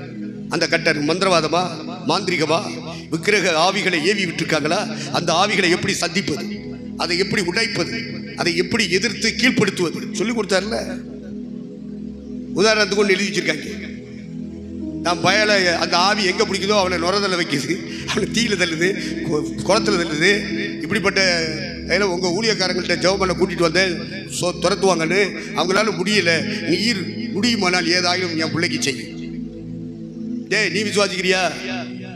இந்த பயலுக்குள்ள இருக்கிற ஆவியை என்னால விரட்ட முடியும் நீ நம்புறியா? விசுவாசிப்பாய், ஆனால் தேவனுடைய மகிமையை காண்பாய். ஆண்டவரே நான் விசுவாசம், நீங்க எனக்கு உதவி செய்யும். கதர்னா கத்தர் இறங்கினார், அந்த ஆவிகளை விரட்டிட்டார், மகனை சுகமா அனுப்பிட்டார். இப்ப போறாங்க சீசர்களும் இயேசு போறாங்க. போகும்போது இவங்க கேட்குறாங்க, எங்களால் நாங்கள் அப்படி ஜெபம் பண்ணோம், தோத்திரம் போட்டோம், அல்லேலியா போட்டோம், கொய்ந்தா கொய்ந்தான்னு கத்தி தான் பார்த்தோம், வேல் கத்தி பார்த்தோம், ஒன்றும் நடக்கலையே. நடக்காதுடா. ஏயா இதை 3 நேரம் திங்கிறிய, அதை கலக்கி குடிக்கணும், இதை கலக்கி குடிக்கணும், நல்லா தூங்கணும், திங்கணும், தூங்கணும். ஏல ஊழியத்துக்கு வந்துட்டு இந்த புத்தியில இருந்தா எப்படா பிசாசு போகும்? அசுத்தாவி எப்படி போகும்? இந்த ஜாதி பிசாசுன்னு பிரிச்சு காமிச்சார். மற்ற இடங்களில் போய் ஜெபம் பண்ணியிருக்காங்க, பிசாசு ஓடி இருக்கு. மற்ற இடங்களில் போய் ஜெபம் பண்ணியிருக்காங்க, வியாதி நோயெல்லாம் சோமாயிருக்கு. இப்போ இந்த பிசாசுக்கிட்ட இவங்க வாலாட்ட முடியல, சாட்சியை பெற முடியல. அதனால அவர் சொன்னார், இந்த ஜாதி பிசாசு, இந்த ஜாதி பிசாசு எதனால போகும்? எதனால போக? நீ சாப்பிட்றத கொஞ்சம் நிறுத்து, நீ குடிக்கிறத கொஞ்சம் நிறுத்து. புசியாமலும் குடியாமலும் ஒரு நேரம் உபவாசம் இரு, 2 நேரம் உபவாசம் இரு, ஒரு நாள் இரு. இயேசுவோட இருந்தா அதெல்லாம் சொல்லிக் கொடுப்பாரியா? அவர் 40 நாள் உபவாசம் இருந்தவர், பிதாவோட இருந்தவர், பிதாவின் சமூகத்தில் இருந்து சும்மா இருந்தார் சொன்னா போதுமா? இருந்து என்னையா பெற்றுக்கொண்டார்? என்ன பெற்றுக்கொண்டார்? நாளைக்கு என்ன செய்யணும்? எந்த ஊருக்கு போகணும்? எத்தனை பேருக்கு பிசாசு விரட்டணும்? எந்த பேருக்கு வியாதியை குணமாக்கணும்? ஜெபத்தில் அடுத்து நம்ம என்ன செய்ய போறோமோ நம்முடைய ஊழியங்கள்ல அதுக்குரிய ஆலோசனை பெறதுக்காக ஜெபம். அதை செஞ்சு முடிச்சிட்டியா? அடுத்த நாள் வந்துருச்சு, இயேசுவானவர் எல்லாத்தையும் செஞ்சு முடிச்சிட்டாரு. மறுநாள் போராட்டு வைங்க, என்ன நடந்தது? உன்னை கொண்டு என்ன கொண்டு இந்த பூமியில என்ன செய்தார் தேவன்? அந்த ரிப்போர்ட்டை ஒப்படைக்கணும். அதுக்குத்தான் தலைவர் பிதா. என்ன நடந்தது என்பதை உன் ஊழியத்திலே, என் ஊழியத்திலே என்ன நடந்தது என்பதை தெரியப்படுத்துவதற்கு தான் தலைமைத்துவம். அதே இல்லைன்னா நீ பிசாசுகிட்ட இருக்கேன்னு அர்த்தம், தேவனோட இருக்க முடியாது. அப்ப 40 நாட்கள் புசியாமலும் குடியாமலும் மோசே இருந்தான். 1 முறையா 2 முறையா 3 முறை இருந்ததாக வேதம் சொல்லுகிறது. அப்போ தேவ சமூகத்தில் அங்க போய் உட்காரணும்னா பொண்டாட்டியை விட்டுட்டு தான் வரணும், பிள்ளைகளை தள்ளிட்டு தான் வரணும். அவன் 2 பிள்ளை பத்தவன் மோசே. தேவ சமூகத்தில் இருக்கணும், ஏசுனாரோட இருக்கணும்னா சும்மா இருக்க முடியாதுப்பா, இதெல்லாம் தள்ளிட்டு வரணும். மோசே தள்ளிட்டு வந்த, நீ தள்ளுவியா? பேச்சிலையும் பிரசங்கத்திலையும் இல்லை, பலத்தில், வாழ்க்கையில். சும்மா மைக்க முடிச்சுக்கிட்டு, நாங்கெல்லாம் மைக் இல்லாத காலத்தில் பிரசங்கம் பண்ண வந்தவங்க, எங்களுக்கு மைக்கு கிடையாது, மைக் செட் எல்லாம் கிடையாது. சும்மா கத்தர், உயிரை கொடுத்து கத்தர், அடிவயிறு வலிக்கு. சரி, அவருக்கு நெஞ்சு வலிக்கு, நம்ம ஒரு முட்டையை ஆப்பாயில் போட்டு கொடுப்போம். சொல்ல இருக்க முட்டை இருக்கா? இல்லாத காலம். நெஞ்சு வலிக்கும், நெஞ்சு வலிக்க கத்துறாரு சொல்லி கவலைப்படுறதுக்கு ஆளுகள் இருக்காங்களா? அதுக்கும் ஆள் இல்லாத காலம். அப்ப நாங்க 100 பேருக்கு பிரசவம் பண்ணியிருக்கோம், 200 பேருக்கு பிரசவம் பண்ணிருக்கோம். மைக் செட்டே இல்லையே. இப்ப மைக் செட் ஆஃப் ஆயிடுச்சுன்னா பிரசவம் பண்ண மாட்டேங்கிறேன். இவனுக்குள்ள இருக்கிற ஆவி என்ன ஆவி? அதான் வேற ஒரு ஆவிங்கிற. ஏன்னா மைக் செட் இருக்கு இல்ல, கத்தர் இருக்காரா இல்லையா? கத்தரை பாடு, பாடிக்கிட்டு இருந்தா தொடர்ந்து பாடிட்டாரு. கத்தருடைய ஆவியான உனக்குள்ள இருந்தா கத்த தருகிற வார்த்தையை சொல்லிக்கிட்டு. மலையில நின்று கத்துனாரு, ஏசுறாரு. மலை உபதேசம்னு ஒரு உபதேசம் நம்ம கையில படிக்கிறோமா இல்லையா? வேதத்தில் இருக்கா இல்லையா? அவங்க என்ன மைக் செட்டா வச்சிருந்தாங்க இல்லையா? 3 நாள் உட்காந்துருந்தாங்க கன்வென்ஷன்ல. எப்படி பேசுனாங்க? எப்படி? என்ன 100-200 அங்க கூடியிருந்தேன். சாப்பாட்டு கணக்கை எடுக்கிறாங்க, புருஷர்கள் மாத்திரம். இது சாப்பாட்டு கணக்கு. அவன் மனைவியை கூட்டிட்டு வந்திருந்தானா ஒரு கணக்கை போட்டுக்கிருக்கு. அதுக்கு மேல ஒருத்தர் 2 பிள்ளை, அந்த காலத்தில் 10 பிள்ளை பெற காலம், 2 பிள்ளைய கணக்கு போட்டு பாருங்க. மொத்தம் எத்தனை ஆயிரம்? மைக் செட் வச்சிருந்தாங்களா? எப்படி கேட்டாங்க? சிந்திச்சியா ஒரு நாளாவது? அதெல்லாம் சிந்திக்க மாட்டேன். ஆகாயத்தை அடிச்சுக்கிட்டு இருப்பாங்க. எனக்கு ஜலம் படிக்க தெரியும். முதலாம் உயிர்த்தலுக்கு பங்கு பெறும்படி கர்த்தர் உங்களையும் என்னையும் அழைத்திருக்கிறார் என்பதிலே உணர்வுள்ளவர்களாய், அறிவுள்ளவர்களாய், பரிசுத்த ஆவியானவரோடு இணைந்தவர்களாய் நாம் இந்த கூட்டத்தை விட்டு கடந்து செல்ல வேண்டும். உயிர்த்தெழுதல்ல உண்டா அப்படின்னு ஒரு கேள்வி கேட்டாங்க. ஏன்னா இல்லை என்று சாதிக்கிற சதுசேய கூட்டம், சதுசேய ஆவிகளை பெற்ற கூட்டம் இந்த பூமியிலே வாழ்ந்து கொண்டிருக்கிறது. உயிர்த்தெழுதல் இருக்கிறது, அதுல முதலாவது உயிர்த்தெழுதல், இரண்டாவது உயிர்த்தெழுதல் என்று பார்த்தோம். ஆனா இப்படி கேள்வி கேட்கிற கூட்டம் நம்ம சுற்றி வாழுதே. உயிர்த்தெழுதல் உண்டா என்று கேட்கிற ஒரு கூட்டம் இருக்கிறது. யூதர்கள் இயேசுவானவருடைய கல்லறைக்கு காவல் வைக்க வேண்டும் என்று கவர்னர்கிட்ட போய் பெர்மிஷன் கேட்டாங்க. அப்ப பிளாத்து சொன்னாரு, உங்களுக்கு டெம்பிள் போலீஸ் இருக்கான், உங்க ஆலய காவலர்கள் இருக்கிறார்கள், அவர்களை வைத்து நீங்கள் காவல் காத்துக் கொள்ளுங்கள். நான் துணை ராணுவத்தை அனுப்ப முடியாது என்று மறுத்துவிட்டான் கவர்னர் பிளாத்து. யூத சமுதாயம் ஒன்று கூடி காவலர்களை வைத்தார்கள். இயேசுவானவர் கல்லறைக்குள்ளே வைக்கப்பட்டிருக்கிறார். கல்லறையின் வாயில் பெரிய கல்லை புரட்டி வைத்திருக்கிறார்கள். காவலிலும் சாவிலும் உண்மை பின்பற்றுவே, நான் மறுதளிக்க மாட்டேன் என்று வாக்கு கொடுத்தவன காலம் அட்ரஸ் எல்லாம் போயிட்டான். உணர்ச்சி வசப்பட்டு தீர்மானம் எடுக்கிறவர்கள், உணர்ச்சி வசப்பட்டு தங்களுக்கு ஒரு பொருத்தனை பண்ணுகிறவர்கள் நிற்கிறது கஷ்டம். பரிசுத்த ஆவியானவரோடு இணைந்து உங்கள் பொருத்தனையை நிறைவேற்றுங்கள். பரிசுத்த ஆவியானவரோடு இணைந்து நீங்கள் தீர்மானங்களை எடுத்து கடந்து போங்கள். கர்த்தருடைய ஆவியானவரோடு இணைந்தால் ஆவியானவர் உங்களை என்னைக்கு ஆட்கொண்டு நடத்துவார். மற்றபடி பரிசுத்த ஆவி இல்லாமல் எடுக்கப்படுகிற தீர்மானங்கள் நிறைவேற்றப்பட முடியாது. என்ன பலன் இல்லை. ஜனகரிப் சங்கத்திலே யூத சமுதாயத்துக்குரிய உச்ச நீதிமன்றம் அது. அதிலே உறுப்பினர்களாக இருக்கிறார்கள். அவர்கள் அந்தரங்க சீடர்களாக இயேசுவுக்கு இருந்தார்கள். இன்று இயேசு மரித்து விட்டாரோ, என்றைக்கு யூத சமுதாயம் ஆணிகளால் கடாவி அவர்களை அறைந்து கொன்றார்களோ, அதற்கு பிறகு நாம் அந்தரங்க சீசனா இருக்கக்கூடாது, இனி பகிரங்க சீசனா இருக்க வேண்டும் என்று 2 பேரும் குதிச்சாங்க.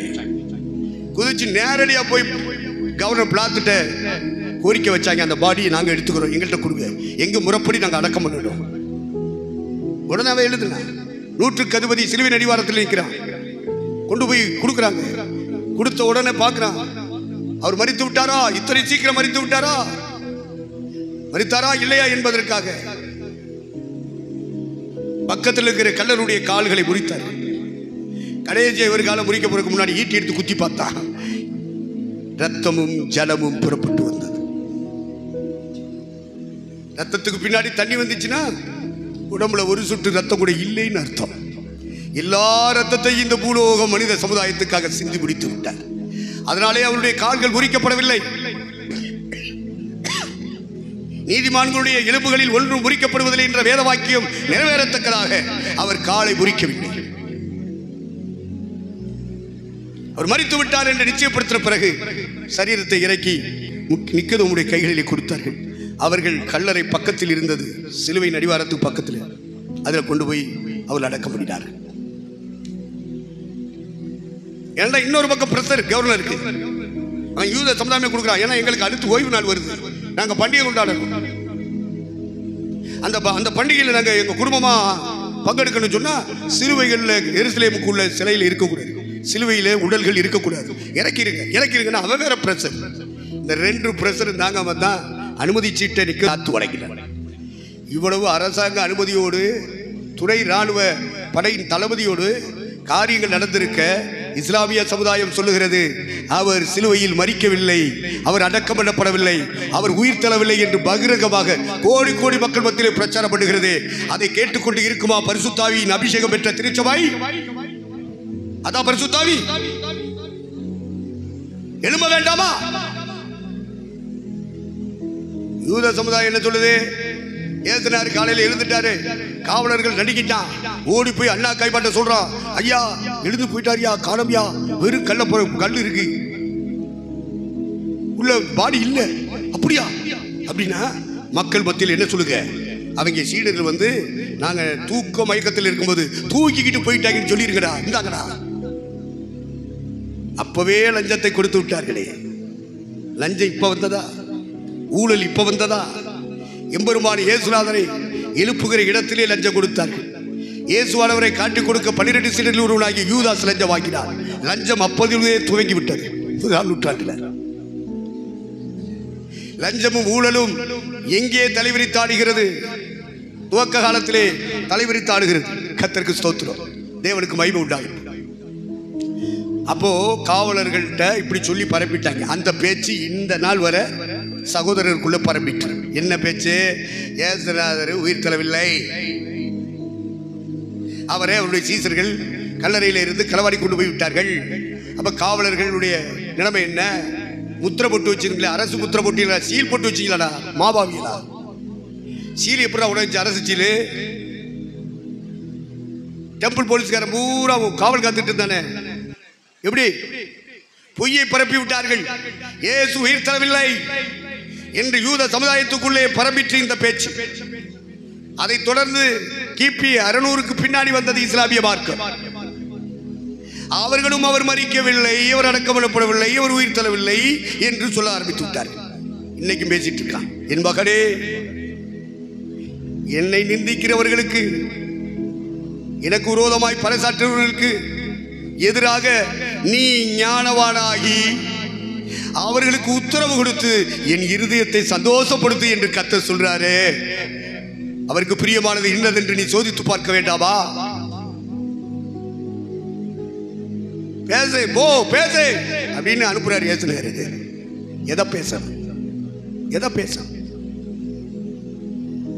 இயேசு மரித்தார், ரத்தம் சிந்தினார், அடக்கம் பண்ணப்பட்டார், உயிர் தெழுந்தார், மரணத்தையும் பாதாளத்தையும் ஜெயித்தெழுந்தார், பரமேறி சென்றார், பிதாவின் பக்கத்தில் உட்கார்ந்தார், உனக்கா எனக்காய் பரிந்து பேசுகிறார் என்பது சத்தியம். இந்த சத்தியத்தை நீ நானும் சொல்லிக்கிட்டே இருக்கணும், சொல்லிக்கிட்டே இருக்கணும், சொல்லிக்கிட்டே இருக்கணும். முழு உலகமும் போய் சேரும் வரைக்கும் பேசிக்கிட்டே இருக்கணும். பேசு. பேசுபடியாய் அழைக்கப்பட்டவர்கள் நீங்களும் நாடும். போ அப்படின்னாருல கர்த்தர். உயிர் தெழுந்து தானே சொன்னாரு. போய் என்ன செய்யணும்? பேசல. எதை பேசணும்? மனம் திரும்புதல பேசு, மறுபிறப்ப பேசு, முழுக்கு ஞானஸ்தானத்தை பேசு, அந்நிய பாஷை இடத்தோடு பரிசுத்தாவியை பெறணும்னு பேசு, அப்படிப்பட்ட அனுபவங்களோடு உள்ளவர்களோடு தான் சேர்ந்து ஆராதிக்கணும்னு பேசு, அங்கே கற்றுக் கொடுக்கப்பட்ட சத்தியத்தை கற்றுக்கொள்ளணும்னு பேசு, கை கொள்ளும் வரைக்கும் கேட்டுக்கிட்டே இருக்கணும்னு பேசு. ஓ பேசு. பரிசுத்தாவியானவர் உங்களிலே தங்கியிருப்பார். ஆனால் ஆமென் என்றும் அல்லேலுயா என்றும் சொல்ல வைத்துக் கொண்டிருப்பார். அல்லேலுயா போடுங்கன்னு நான் சொல்ல வேண்டிய அவசியம் இல்லை, எனக்கு தேவையே இல்லை. நான் கண்ணை மூடிக்கிட்டு பிரசங்கத்தை பண்ணிட்டு போயிட்டே இருப்பேன். உள்ள பரிசுத்தாவி இருப்பார், ஆனால் அவர் செய்து கொண்டிருப்பார். இங்கிருந்து பரிசுத்தாவி பேசும்போது நமக்குள்ள இருக்கிற பரிசுத்தாவி ரிசீவ் பண்ணிட்டே இருக்கும், தேவனை மகிமைப்படுத்திட்டே இருக்கும். அது உள்ளாக ஒரு வேலை நடந்துக்கிட்டே இருக்கும். அது உள்ளாக நடக்கும் ப்ராசஸ்.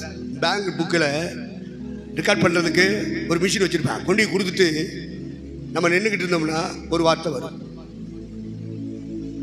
ப்ராசஸ் ஆகிட்டே இருக்கு, வெயிட் பண்ணி. இது போல பரிசுத்தாவி உள்ள இருப்பார், ஆனால் ப்ராசஸ் ஆகிட்டே இருக்குமே. வந்து கொண்டிருக்கிற வார்த்தை சத்தியம், சத்தியம், அது நித்தியம், நித்தியம், அது மறுமை, மறுமை என்று ஆவியானவர் உனக்குள்ளே எனக்குள்ளே என்று சொல்லிக்கிட்டே இருப்பாரு. ஆமென் போட்டுக்கிட்டே இருப்போமே, அல்லேலூயா சொல்லிக்கிட்டே இருப்போமே. அது நமக்குள்ளே இல்லவா? அது நடக்கும், ப்ராசஸ் ஆகிட்டே இருக்கும். கர்த்தர் அதை செய்வார். அப்போ உயிர்த்தெழுதல் உண்டா என்ற கேள்விகள் உலகமெங்கும் பரம்பிக் கொண்டிருக்கிறது. அவைகளுக்கு பதில் கொடுக்கும்படியாக கர்த்தர் உங்களை என்னை அபிஷேகம் பண்ணி இருக்கிறார். யூத சமுதாயம் அவர் உயிர் தரவில்லை என்று சொல்லிக் கொண்டிருக்கிறது. குர்ஆனை கையில் வைத்திருக்கிற இஸ்லாமிய நண்பர்களும் இயேசு கிறிஸ்து மரிக்கவில்லை, அடக்கமிடப்படவில்லை, உயிர் தரவில்லை என்று சொல்லிக் கொண்டிருக்கிறார். பொய்யை பரப்பி கொண்டிருக்கிறார்கள். இந்த பொய்களை பரப்பி, இருளை பரப்பி மனித சமுதாயத்துடைய மனக்கண்களை குருடாக்கி கொண்டிருக்கிறார்கள். இந்த பிரபஞ்சத்தின் தேவனானவன் அவருடைய மனதை குருடாக்கி கொண்டிருக்கிறார். தேவனுடைய சாயலாய் இருக்கிற மகிமையான சுவிசேஷத்தின் ஒளி அவர்களுக்கு பிரகாசமாக இராதபடிக்கு இந்த உலகத்தை இருட்டாக்கி கொண்டிருக்கிற பிசாசானவன், அந்தகாரப்படுத்திக் கொண்டிருக்கிற பிசாசானவன், கார் இருளுக்குள்ளே ஜனத்தை வைக்க வேண்டும் என்று போராடி கொண்டிருக்கிற பிசாசானவன் அவன் வைத்துக் கொண்டுதான் இருப்பான். கர்த்தர் உண்மையில் இறங்கி இருக்கிறார். கர்த்தர் உண்மையில் உதித்துக் கொண்டிருக்கிறார். உன்னிடத்திலிருந்து உதிக்கிற ஒளியிடத்திற்கு ராஜாக்கள் வர வேண்டும், அதிகாரிகள் வர வேண்டும், அமைச்சர் பெருமக்கள் வர வேண்டும், இந்த நாட்டை ஆளுகிறவர்கள் வர வேண்டும். அதானே நமக்கு கொடுக்கப்பட்ட வாக்குத்தத்தம். நிறைவேறணுமே சுவாமி. ஏசப்பா அழைத்தீரே, அபிஷேகம் பண்ணீரே, இதெல்லாம் இன்னும் என் வாழ்க்கையில நிறைவேறலையே. செய்யுங்கப்பா செய்யுங்கப்பா. செய்கிற வரைக்கும் ஜெபம் பண்ணிட்டே இருக்கணும். ஜாமணி பார்த்தா ஒன்றும் நடக்கல. போனால் போகட்டும் போட. வெந்ததை திம்போ முதி வெந்ததை சாவு என்று பிசாசு சொல்லிக் கொடுப்பான் பத்தியில. அது மைண்ட்ல உட்காந்துரும். விசுவாச வார்த்தைகள் உட்காராது, அது நடத்தாது.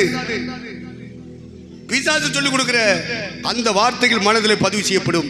அதுதான் உங்களை எண்ணி நடத்தும். தப்பணும். கர்த்தர் உங்களை என்னை தப்புவிப்பாராக. இவைகளுக்கெல்லாம் நீங்கள் தப்பி மனுஷகுமாரனுக்கு முன்பாக நிற்க பாத்திரவான்களாய் எண்ணப்படுவதற்கு இரவும் பகலும் விழித்திருந்து விழித்திருந்து ஜெபம் பண்ணுங்கள். இனி காலம் சொல்லாது.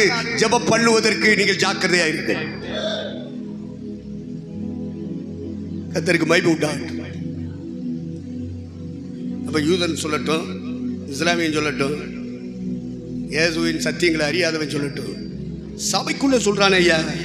1 கொரிந்தியர் புத்தகம் 15ஆம் அதிகாரம் 12 முதல் வாசிக்க தொடங்கும் பொழுது அங்கே பதிவாகியிருக்கிறது. வாசியுங்கள். கிறிஸ்து மரித்தோரிலிருந்து எழுந்தார் என்று பிரசங்கிக்கப்பட்டிருக்க மரித்தோரின் உயிர்த்தெழுதல் இல்லை என்று உங்களில் சிலர் எப்படி சொல்லலாம்? மரித்தோரின் உயிர்த்தெழுதல் இல்லாவிட்டால் கிறிஸ்துவும் எழுந்திருக்கவில்லையே. கிறிஸ்து எழுந்திருக்கவில்லை என்றால் எங்கள் பிரசங்கமும் விருதா, உங்கள் விசுவாசமும் விருதா. மரித்தோர் உயிர்த்தெழாவிட்டால் தேவன் எழுப்பாத கிறிஸ்துவை அவர் எழுப்பினார் என்று நாங்கள் தேவனை குறித்து சாட்சி சொன்னதினாலே தேவனுக்காக பொய் சாட்சி சொல்லுகிறவர்களாகவும் காணப்படுவோமே. மரித்தோரின் உயிர்த்தெழாவிட்டால் கிறிஸ்துவும் எழுந்திருக்கவில்லை. கிறிஸ்து எழுந்திராவிட்டால் உங்கள் விசுவாசம் வீணாயிருக்கும். நீங்கள் இன்னும் உங்கள் பாவங்களில் இருப்பீர்கள். கிறிஸ்துவுக்குள் நித்திரையடைந்தவர்களும் கெட்டிருப்பார்களே. போதுமா? இவ்வளவு பகுதி எதுக்கு சொல்றாருன்னா, அவர் கட்டிட சபைக்குள்ளேயே ஒரு கூட்டம் சொல்லிட்டான். உயிர்த்தெல்லாம் இல்லப்பா. கோயிலுக்கு போறோமா, ஜெப கூட்டம் வைக்கிறாங்களா, புருஷம் பண்றாங்களா, புருஷம் கேட்போம், ஜெபத்தில் பங்கெடுப்போம், நம்ம பொண்டாட்டி பிள்ளையோட ஆசீர்வாதமா இருப்போம், ஒரு காணிக்கை கொடுப்போம், ஒரு தசவாதத்தை கொடுப்போம். ஏது நேரம் தான் மெய் தேவி சொல்றதுக்கு சூசை அறிக்கை கூப்பிடுறாங்களா, கூட போயிட்டு வருவோம். டேய், அது போதாதுல்லே. உயிர்த்தெழுதல் உண்டுங்கிற நம்பிக்கையை விதைக்கிற கூட்டம் இந்த கூட்டம். அது முதலாவது உயிர்த்தெழுதலின் நம்பிக்கை விதைக்கிற கூட்டம் இந்த கூட்டம். உயிர்த்தெழுதலை பற்றி நம்முடைய நாவுகள் பேசிக்கொண்டே இருக்க வேண்டும். ஆனா சபைக்குள்ளேயே, அதுவும் பவுல் கட்டி உண்டாக்குன சபைக்குள்ளேயே பேச ஆரம்பிச்சாங்க. உயிர்த்தெழுதல் இல்லை, உண்மைக்காக மாத்திரம்தான் அவங்க வர்றாங்க கோயிலுக்கு, சபைக்கு காணிக்கை கொடுக்குறாங்க. அதுக்கு தான் ஜெப கூட்டத்தில் வந்து சொல்லிக்கிட்டு இருக்காங்க. இந்த வானத்துக்கு கீழே பூமிக்கு மேலே வாழ்றதுக்கு என்னெல்லாம் வேணுமோ அதெல்லாம் செய்கிறேன்னு சுவாமி வாக்கு பண்ணியிருக்காரு அப்படின்னு சொல்லிட்டு அவங்களுக்கு அந்த ஜெப குறிப்புகளை வச்சு ஜெபம் பண்ணிட்டு ஆதரிச்சுட்டு அவங்க கொடுக்குற காணிக்கை வாங்கி பயிர் பண்ணிட்டு அதை வச்சு புலப்படுத்திக்கிட்டு இருக்காங்க. சாத்தானுக்கு தெரியும், பார்க்குறா, அவன் பக்கத்தில் நிற்பான். ஆக இவன் நம்ம சில்லுடா, ஸ்லீப்பர் சில்லு. அன்னைக்கு ஏசனார் கூட இந்த யூதாசை நம்ம கைப்பற்றுற மாதிரி இவனை நம்ம கைக்குள்ள வச்சுக்குருவான். இப்படி எத்தனை ஊழியர்களை பிசாசு கைக்குள்ள வச்சிருக்கான் தெரியுமா? அவனுடைய ஸ்லீப்பர் செல்லுப்பா. இங்கதான் இருப்பாங்க ஆவிக்குரிய கூட்டத்தில். ஆனா அவனுக்கு சித்தம் செஞ்சுக்கிட்டு இருப்பாங்க. உங்களுக்கு கண்டுபிடிக்க கண்ணு இருக்கா? கண்களை திறப்பாராக கர்த்தர். அந்த கூட்டத்தை விட்டு நீங்கள் வெளியேறும்படி கர்த்தர் இந்த ராத்திரி வேளையிலே அனுக்கிரகம் செய்வாராக, உணர்வுகளை தருவாராக, அறிவை தருவாராக. கர்த்தருடைய ஆவியானவர் அப்படி தூக்கி இந்த கூட்டத்தை கொண்டு நிறுத்துவாராக. கர்த்தருக்கு ஸ்தோத்திரம். அப்ப உயிர்த்தெழுதல் இல்லை என்று உங்களில் சிலர் எப்படி சொல்லலாம்? அப்படியானால் மரித்தோருக்காக ஞானஸ்நானம் எடுக்கிறார்களே, நீங்க சிந்திக்க வேண்டாமா? அவர் கட்டின காலத்தில் அவர் கட்டின சபையை பார்த்து கேட்கிறார். இல்லை ஞானஸ்நானம் எடுக்கணும், ஞானஸ்நானம் எடுக்கணும், தள்ளி போட்டு அப்புறம் எடுக்கலாம்னு சொல்லிட்டு மண்டையை போட்டுச்சு பெருசு.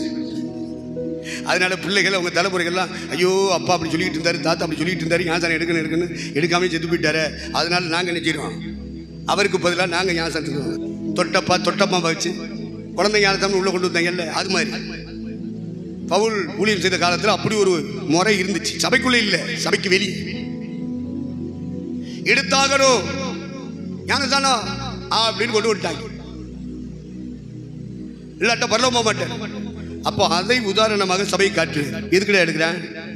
செத்தா உயிரோட எழுப்பி பரலோகத்துக்குள்ள போகணுன்றது தானடா அந்த முறையை செஞ்சுக்கிட்டு இருக்கான். சத்தியம் இல்லை, ஆனாலும் அப்படி ஒரு முறைமை செய்யறானா இல்லையா? மரித்தோருக்காக ஞானசானம் எடுக்கிறவர்கள் என்ன செய்வார்கள்? நாங்கள் உயிர்த்தெழுதல் உண்டு என்று பிரசங்கித்திருக்க உயிர்த்தெழுதல் இல்லை என்று உங்களில் சிலர் எப்படி சொல்லலாம்? அப்படியானால் இயேசு உயிர்த்தெழுந்தார் என்று சொல்லுகிற நாங்கள் பொய் சாட்சி சொல்லுகிறவர்களாக இருப்போம். இயேசுவுக்கு அந்த விசுவாசத்திலே கடந்து போய் மரணத்தின் எல்லைக்குள்ளே போய் படுத்திருக்கிறார்களே, நீதிமான்கள் இளைப்பாறிக் கொண்டிருக்கிறார்களே, அவர்கள் கெட்டு போயிடுவார்களே. எங்கள் பிரசங்கம் விருதாவா போயிருமே. உயிர்த்தெழுதலை பற்றி நாங்கள் இவ்வளவு நேரம் பிரசங்கித்துக் கொண்டிருக்கோம். கேட்கிற உங்களுக்குள்ளே வருகிற விசுவாசம் விருதாவா போய்விடுமே. அதுக்காக நாங்க வாழ்ந்துட்டு இருக்கோம், ஓடிட்டு இருக்கோம். எங்க வாழ்க்கையை அதுக்கு அர்ப்பணிச்சுட்டு இருக்கோம், விருதாவா போறதுக்கு. பிசாசானவன் எவ்வளவு கங்கணம் கட்டி ஆட்டி படைச்சாலும் அவனுக்கு எதிராக அவன் விடுகிற அம்புகளை எல்லாம் நாங்கள் விடுகிற அம்புகள் எல்லாம் ஸ்கெட்சிஸ் மாதிரி அடிச்சிடும். அமெரிக்காரன் ஒன்று விடுவான், ஈராக்குக்காரன் ஒன்று விடுவான், இடையிலேயே அடிச்சிடும். எதிரிகளுடைய பிளைட்டை அவன் பிளைட் அடிச்சிடும், இவன் விடுற ராக்கெட்டை அவன் ராக்கெட் அடிச்சிடும். அது மாதிரி பொல்லாங்கனையும் அக்னி அஸ்திரங்களை எல்லாம் அக்னி அம்புகள் எல்லாம் தூள் தூளாக்கும்படி அதை விட பெரிய அம்புகள் பரிசுத்த ஆவியானவரால் உங்களுக்கும் எனக்கும் தரப்பட்டிருக்கிறது. அந்த விசுவாச அம்பு பறக்கட்டும், அந்த நம்பிக்கையின் அம்பு பறக்கட்டும். அந்த பாடு கஷ்டங்களிலே உங்களுக்குள்ளே உருவாக்கப்பட்ட தெய்வீக நிச்சயத்தின் அம்பு பறக்கட்டும். அவன் கொண்டு வருகிற எதிரான சிந்தைகள், தேவனை அறிகிற அறிவுக்கு விரோதமாக எழுப்புகிற எந்த மேற்றுமையான எண்ணத்தையும் கிறிஸ்துவுக்குள் கீழ்ப்படிய சிறைப்படுத்துவர்களாக இருக்கிறோம், தூள் தூளாக்குகிறவர்களாக இருக்கிறோம், நொறுக்கி தள்ளுகிறவர்களாக இருக்கிறோம். அதுக்குத்தானே அபிஷேகம், அதுக்குத்தானே பரிசுத்த ஆவி அடிவாச. நாம பரிசுத்த ஆவி கொண்டு என்ன பண்ணிட்டு இருக்கோம்? கர்த்தருக்கு ஸ்தோத்திரம். புல்லாங்கல் அனுப்பத்தான் செய்வான், அவன் அனுப்புறது அக்னி அம்பாத்தான் இருக்கும். அக்னி அம்புனா என்ன நினைக்கிறீங்க? பிசாசு கொண்டு வர சிந்தனைகள், இந்த உலகத்தின் கவலைகள், இந்த உலகத்தின் இச்சைகள், இந்த உலகத்திலே கிடைக்கிற ஐஸ்வர்யத்தின் மயக்கம், இதையெல்லாம் பொல்லாங்கனையும் அக்னி ஆஸ்திரங்கள், அவைகள் எல்லாம் அவித்து போடத்தக்கதாய் விசுவாசம் என்ற கேடகத்தை பிடித்துக் கொண்டவர்களாக நில்லுங்கள்.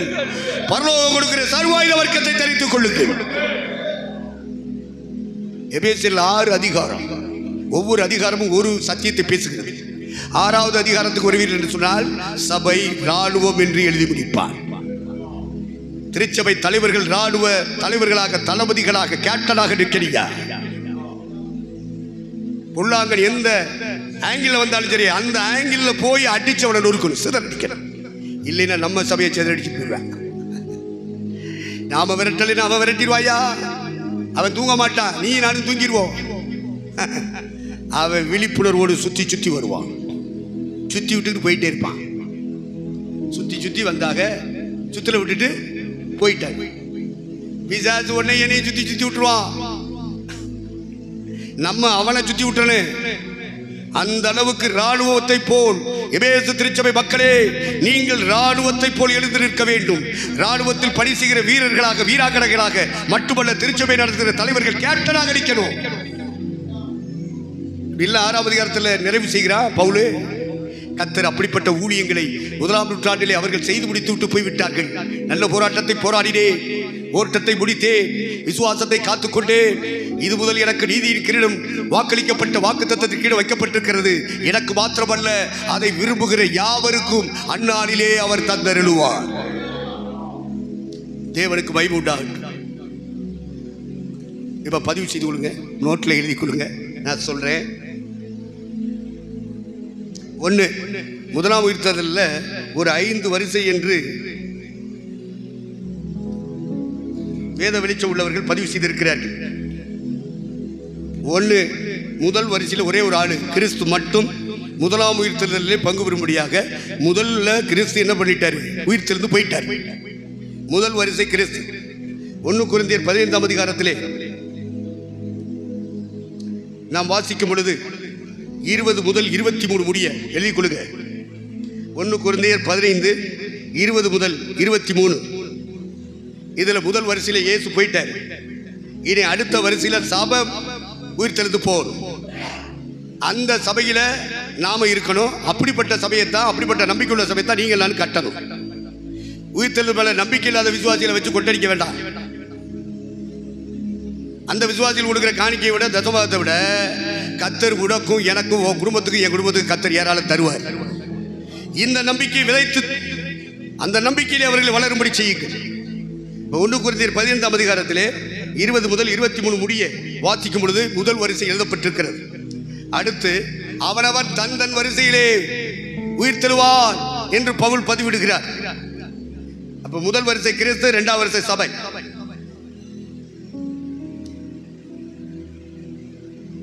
மூணாவது அந்தி கிறிஸ்துவின் ஆட்சி இந்த பூமியிலே வரும். 3ஆம் உலக யுத்தம் இந்த பூமியிலே வரும். அது வந்து முடிவடைந்த மறு நிமிஷத்திலே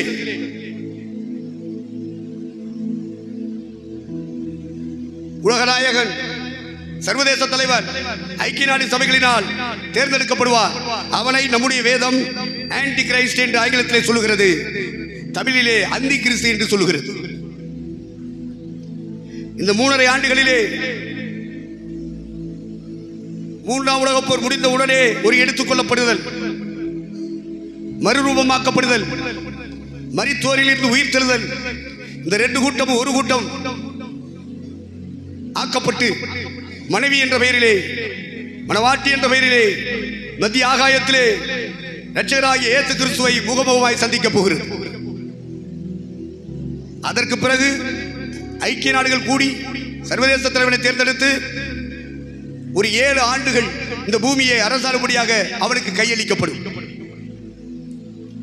அதிலே முதல் 3.5 ஆண்டுகளில் கைவிடப்பட்ட திருச்சபை சபையிலே 2 பகுதி, ரகசிய வரிகளே எடுத்துக் கொள்ளப்படுகிற ஒரு பகுதி, ரகசிய வரிகளே கைவிடப்படுகிற இன்னொரு பகுதி.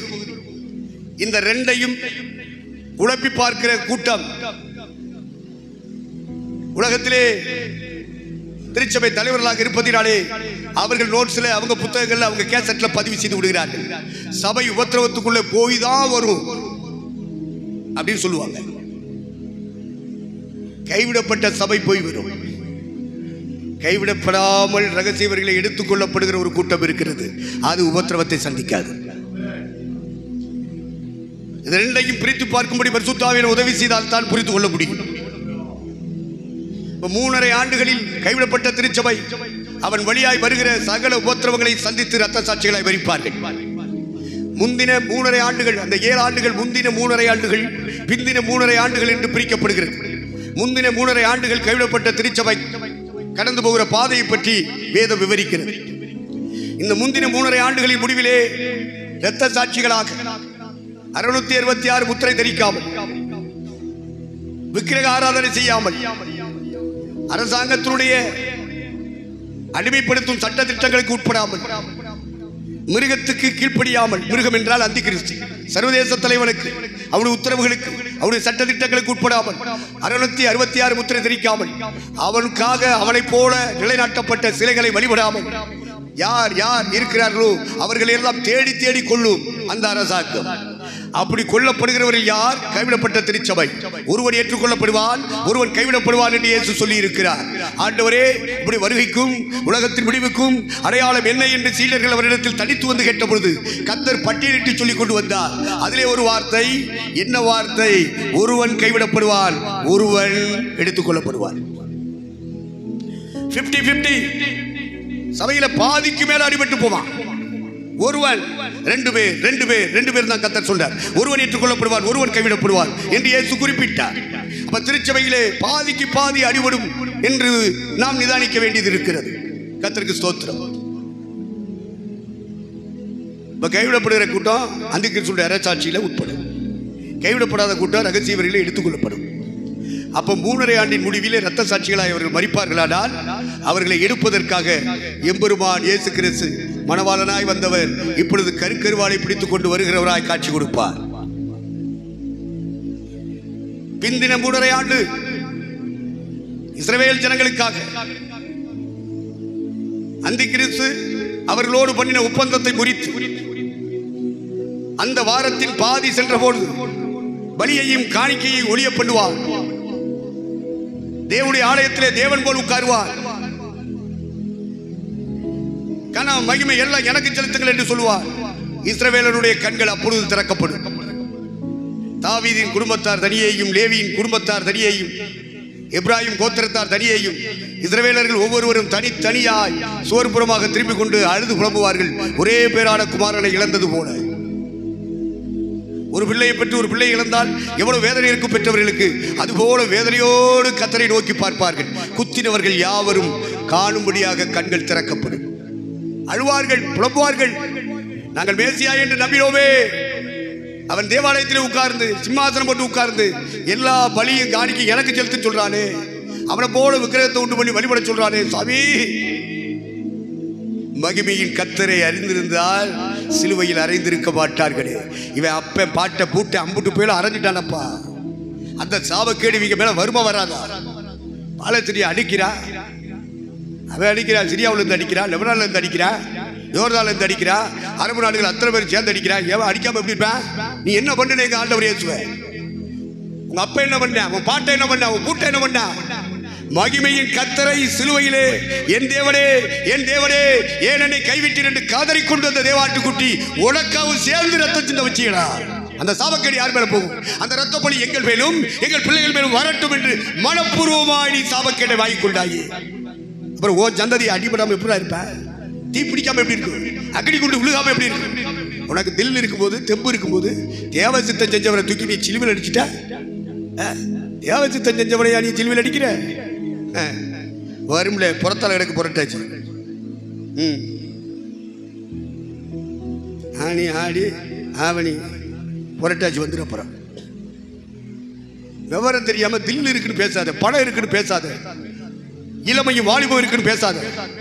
இன்னைக்கு உள்ள ஊழியக்காரன் பூரா இளமையும் வாலிபம் இருக்கிறதா பேசுறான். 70 வயசுல பேச சொல்லுங்க, 80 வயசுல பேச சொல்லுங்க. 20, 30, 40 பேசுறதெல்லாம் அப்புறம் பேசுவானா? காலங்களுக்கு பின்னாடி இருக்கு. அவங்களுக்குலாம் படிச்சாத்தான், அனுபவ ரீதியாக பாடம் படிச்சாத்தான் அவங்களுக்குலாம் கடவுளுக்கு பயப்படுற பயமே வரும். இல்லைன்னா துடிஞ்சு பேசுவான், துடிகரம் கொண்டு பேசுவான். போட்டும், நமக்கு அதெல்லாம் தலைப்பு. மூன்றாவது நாம் பார்ப்பது, முந்தின 3.5 ஆண்டுகளில் இரத்த சாட்சிகளாய் மரித்த கைவிடப்பட்ட சபை மக்கள் ஆண்டவராகிய இயேசு கிறிஸ்துவின் வழியாக அவர்கள் உயிர்த்தெழுந்து பரவேறி போவார்கள். பிந்தின 3.5 ஆண்டுகளில் இஸ்ரவேல் ஜனங்களை பலப்படுத்துவதற்காக தூதர்கள் வந்து நித்திய சுவிசேஷத்தை அறிவித்துக் கொண்டிருப்பார்கள். அப்பொழுது அவர்கள் விசுவாசத்தினாலும் தங்களுடைய துதி ஜெபத்தினாலும் அவர்கள் என்ன செய்வார்கள்? கடவுளுக்குள்ளே தங்களை பலப்படுத்திக் கொள்வார்கள். அப்படி செய்வதற்கு 2 சாட்சிகளை கர்த்தர் எழுப்புவார். 2 சாட்சிகளும் 3.5 ஆண்டுகள் தொடர்ந்து ஊழியத்தை நிறைவேற்றுவார்கள். முடிவிலே அந்தி கிறிஸ்துவுடைய அரசாங்கம் அவரை சுட்டுக் கொள்ளும். அவர்கள் மரிப்பார்கள். அடக்கம் பண்ணப்படாமல் அவர்கள் தெருவிலே போடப்பட்டிருப்பார்கள். குறிப்பிட்ட நாட்கள் முடிந்த உடனே வானத்தில் இருந்து ஒரு சத்தம் கேட்கும், இங்கே ஏறி வாருங்கள் என்று சொல்லும் பொழுது அவர்கள் உயிர் தெழுந்து பரமேறி போவார்கள். 2 சாட்சிகளின் முடிவு. அடுத்து எடுத்துக்கொள்ளப்பட்ட திருச்சபை 2 சாட்சி, இரத்த சாட்சிகளின் கூட்டம். இவர்கள் எல்லாரும் இணைந்து இயேசு கிறிஸ்துவோடு வானத்திலே வந்து ஒலிவமலையிலே வந்து இறங்குவார்கள்.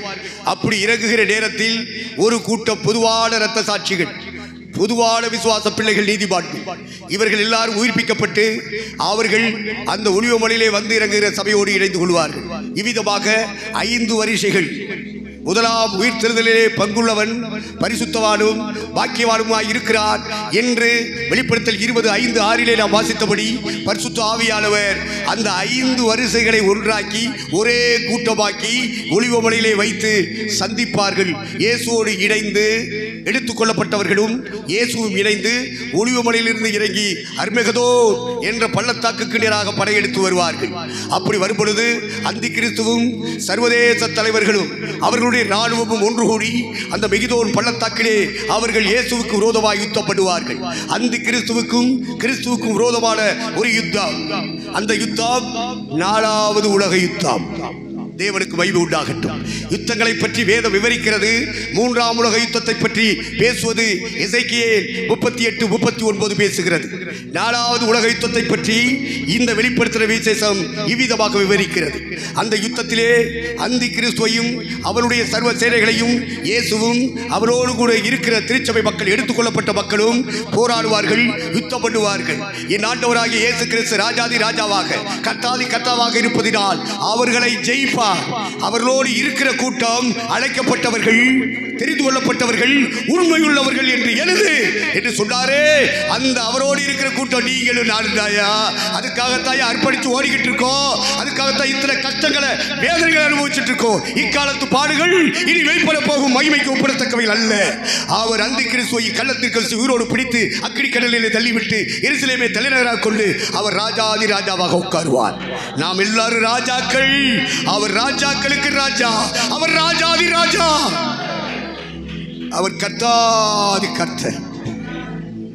எருசலேமை தலைவராக கொண்டு தாவீது சிம்மாசனத்திலே என் ஆண்டவர் இயேசு கிறிஸ்து உட்காருவார். அவரோடு கூட சிம்மாசனத்திலே உட்கார போற கூட்டம் நீங்களும் நானும் தான். அந்த நம்பிக்கை விதைக்கப்பட்டிருக்கிறதா? அந்த நம்பிக்கை உங்கள் உள்ளத்தின் ஆழத்தில் வேரூன்றி கட்டப்பட்டு வருகிறதா? பரிசுத்த ஆவியானவர் அதுக்கு இற போட்டுக்கிட்டு இருக்காரா? உரம் போட்டுக்கிட்டு இருக்காரா? ஓடணும். அதுக்கு தான் பரிசுத்த ஆவி. கர்த்தருக்கு ஸ்தோத்திரம். அன்றைக்கு தமிழகத்தில் யார் யாரெல்லாம் பாடுபட்டாங்க? இப்போ நீங்கள் எல்லாம் வைக்கப்பட்ட இடங்களில் எந்த அளவுக்கு சுசீகரிச்சிருக்கீங்க, எந்த அளவுக்கு நீங்கள் உபவாசம் இருந்திருக்கீங்க, எந்த அளவுக்கு அவங்களுக்காக ராத்திரி தூக்கத்தை வெறுத்து உட்காந்துருக்கீங்க, எந்த அளவுக்கு கஷ்ட நஷ்டத்தில் அனுபவிச்சுட்டு இருக்கீங்க. உங்களுக்கு செலவு செய்ய வேண்டிய பண காசுகளை, குடும்பத்துக்கு செலவு செய்ய வேண்டிய பண காசுகளை கூட நீங்கள் கடவுளுடைய ராஜ்யம் கட்டுவதற்காக யார் யாரெல்லாம் செலவு செய்து கொண்டிருக்கிறீர்கள். அதனாலே எவ்வளவு பசி பட்டினியை நீங்க கடந்து போயிருக்கீங்க. இதெல்லாம் கர்த்தர் கணக்கு வச்சிருக்காரியா? அவனுடைய கிரியைகளுக்கு தக்க பலன் என்னோடு கூட வருகிறது. யாரையும் வெட்கப்படுத்த மாட்டான். அவன் பட்ட பாடுக்கு பிரயாசத்துக்கு கேட்ட பலன் வந்துகிட்டு இருக்கியா? வருகிறார். முதல் வரிசையிலே எடுத்துக்கொள்ளப்பட்ட இரட்சகர் இயேசு திரும்ப வருகிறார். முதலாவது யுத்தத்திலே பங்கு பெற்ற பரிசுத்தவான்களோடு பாக்கியவான்களோடு திரும்ப வருகிறார். யுத்தத்திலே கலக்கிறார், ஜெயிக்கிறார். அடுத்து 7 ஆண்டு கால ஆட்சி. இப்பொழுது இருக்கிறதே அரசியல் துடைத்து போடப்படும். இப்பொழுது இருக்கிறதே உலகத்தின் அரசாங்கங்கள் துடைத்து போடப்படும். அதிபர்களும் ஜனாதிபதிகளும் பிரதம அமைச்சர்களும் எல்லாருடைய ஆட்சி பீடங்கள் எல்லாம் கலைக்கப்பட்டு ஒரே ஒருத்தர் ராஜாதி ராஜாவாக இந்த பூமியை, இந்த பூலோகத்தை, சர்வதேசத்தையும் ஆளப் போகிறார். அவரை ஆட்சி பீடத்தில் அமர்த்துவதற்கு தான் நீங்கள் நானும் ராணுவ வீரர்களாக, வீராங்கனைகளாக, பரிசுத்த ஆவியினால் நிரப்பப்பட்டவர்களாக இந்த பூமியிலே நாம் கடந்து போய் கொண்டிருக்கிறோம். சும்மா மூட நம்பிக்கை இல்லையா நமக்குள்ள? முட்டாள்தனமான நம்பிக்கையினாலே நாம் இந்த கூட்டத்துக்குள்ள வரல. சத்தியத்தின்படி உள்ள நம்பிக்கையினாலே இந்த கூட்டத்துக்குள்ள வந்திருக்கோம். நமக்குள்ளே வைக்கப்பட்டிருக்க நம்பிக்கை ஜீவன் உள்ள நம்பிக்கை, சாதாரண நம்பிக்கை இல்லை. கர்த்தர் ஆசீர்வதிக்கட்டும். நேரம் கடந்து போறதுனால நான் முடிக்கிறேன். கர்த்தருக்கு ஸ்தோத்திரம். 1000 ஆண்டுகள் இந்த சர்வதேச பூமியை ஆள பிறந்தவர்கள் நீங்களும் நானும். அதை மறக்க வைக்கிறான் பிசாசு. அதை பேச விடாமல் தடுத்து வைக்கிறான் பிசாசு. இல்ல, அவன் எவ்வளவுதான் போராடினாலும், எவ்வளவுதான் கங்கணம் கட்டி அவன் காரியத்தை நடப்பிச்சாலும், அவன் காரியத்தை தூள் தூளாக்க முடியாத ஒரு கூட்டம் இந்த பூமியில இருக்கு. அது இந்த கூட்டம் என்பதை ரூபகாரப்படுத்த வேண்டும். பரிசுத்த ஆவியானவர் அதுக்குரிய பலனை தருவாராக. உங்கள் பலவீனங்கள் மாற்றப்படும். உங்கள் அவநம்பிக்கைகள் தூக்கி எறியப்படும். உங்கள் அவிசுவாசங்கள் தூக்கி எறியப்படும். உங்களுக்குள்ளே ஜீவ நம்பிக்கை பூர்ண கட்டப்படும்.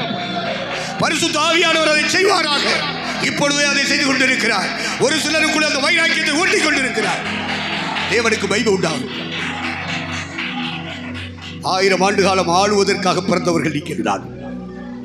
அதனால இப்ப படுகிற கஷ்ட நஷ்டத்தை நீங்க கண்டு சோர்ந்து போயிடக்கூடாது, பின்வாங்கிடக்கூடாது, கண்கலங்கிடக்கூடாது. ஆண்டவருக்காக நான் வந்து என் மனைவி இப்படி கஷ்டப்படுறா, என் பிள்ளைகள் கஷ்டப்படுது, எங்களுக்கு யார் இருக்கா என்று நீங்கள் சிந்தித்து சோர்ந்து போக வேண்டாம். உங்களை அழைத்தவர் உண்மையுள்ளவர். உங்களை அபிஷேகம் பண்ணினவர் உண்மையுள்ளவர்.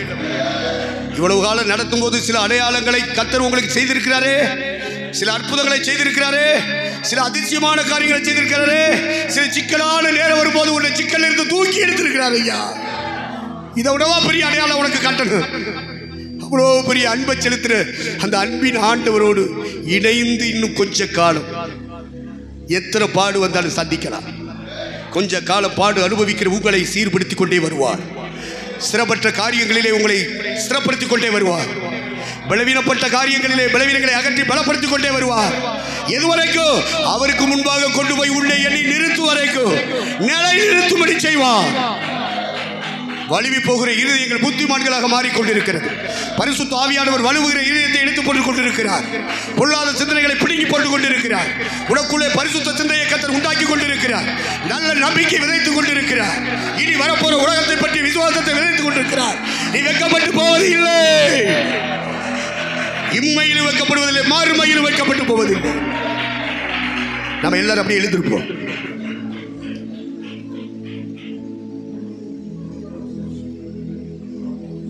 கண்களை மூடுவோம். கர்த்தர் வார்த்தை போட்டிருந்தா பிசாசு புறக்க இடம் கொடுக்காதீங்க. அவன் மறக்க வச்சிருவான். அவன் இப்ப போட்ட வார்த்தை அப்படி இப்படி கட்டுவான். பக்கத்துல நிக்கிறான், வேற எங்கேயோ நிக்கிறான்னு நினைக்காதீங்க. நம்முடைய மனதுக்குள்ள கப்பு பிடிச்சு வச்சுக்கிறீங்க. எந்த வார்த்தை உங்களுக்கு தேவாவியான் அனுப்பினாரோ, எந்த விசுவாசத்தை உயிரடை செய்தாரோ, எந்த நம்பிக்கையை உயிரூட்டி தந்தாரோ அதை பிடித்துக் கொள்ளுங்கள், பற்றிக் கொள்ளுங்கள். பரிசுத்த ஆவியானவர் உங்களோடு உங்களுக்குள் இருந்து கிரியை செய்யட்டும். இந்த கூட்டம் முடிந்து போகும் பொழுதே கர்த்தர் சில அற்புதங்களை செய்து கொண்டிருப்பாராக. நம்முடைய விசுவாச வீடுகளிலே, விசுவாச பிள்ளைகள் குடும்பங்களிலே கர்த்தர் சில அற்புதங்களை செய்வாராக.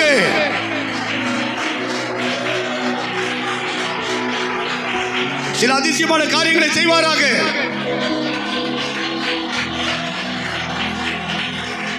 Glory! தேவனுக்கு மகிமை, மகிமை. நம்ம மேல இருக்கிற அபிஷேகத்துக்கு மகிமை, மகிமை. உங்க மேல இருக்கிற அழைப்புக்கு மகிமை, மகிமை.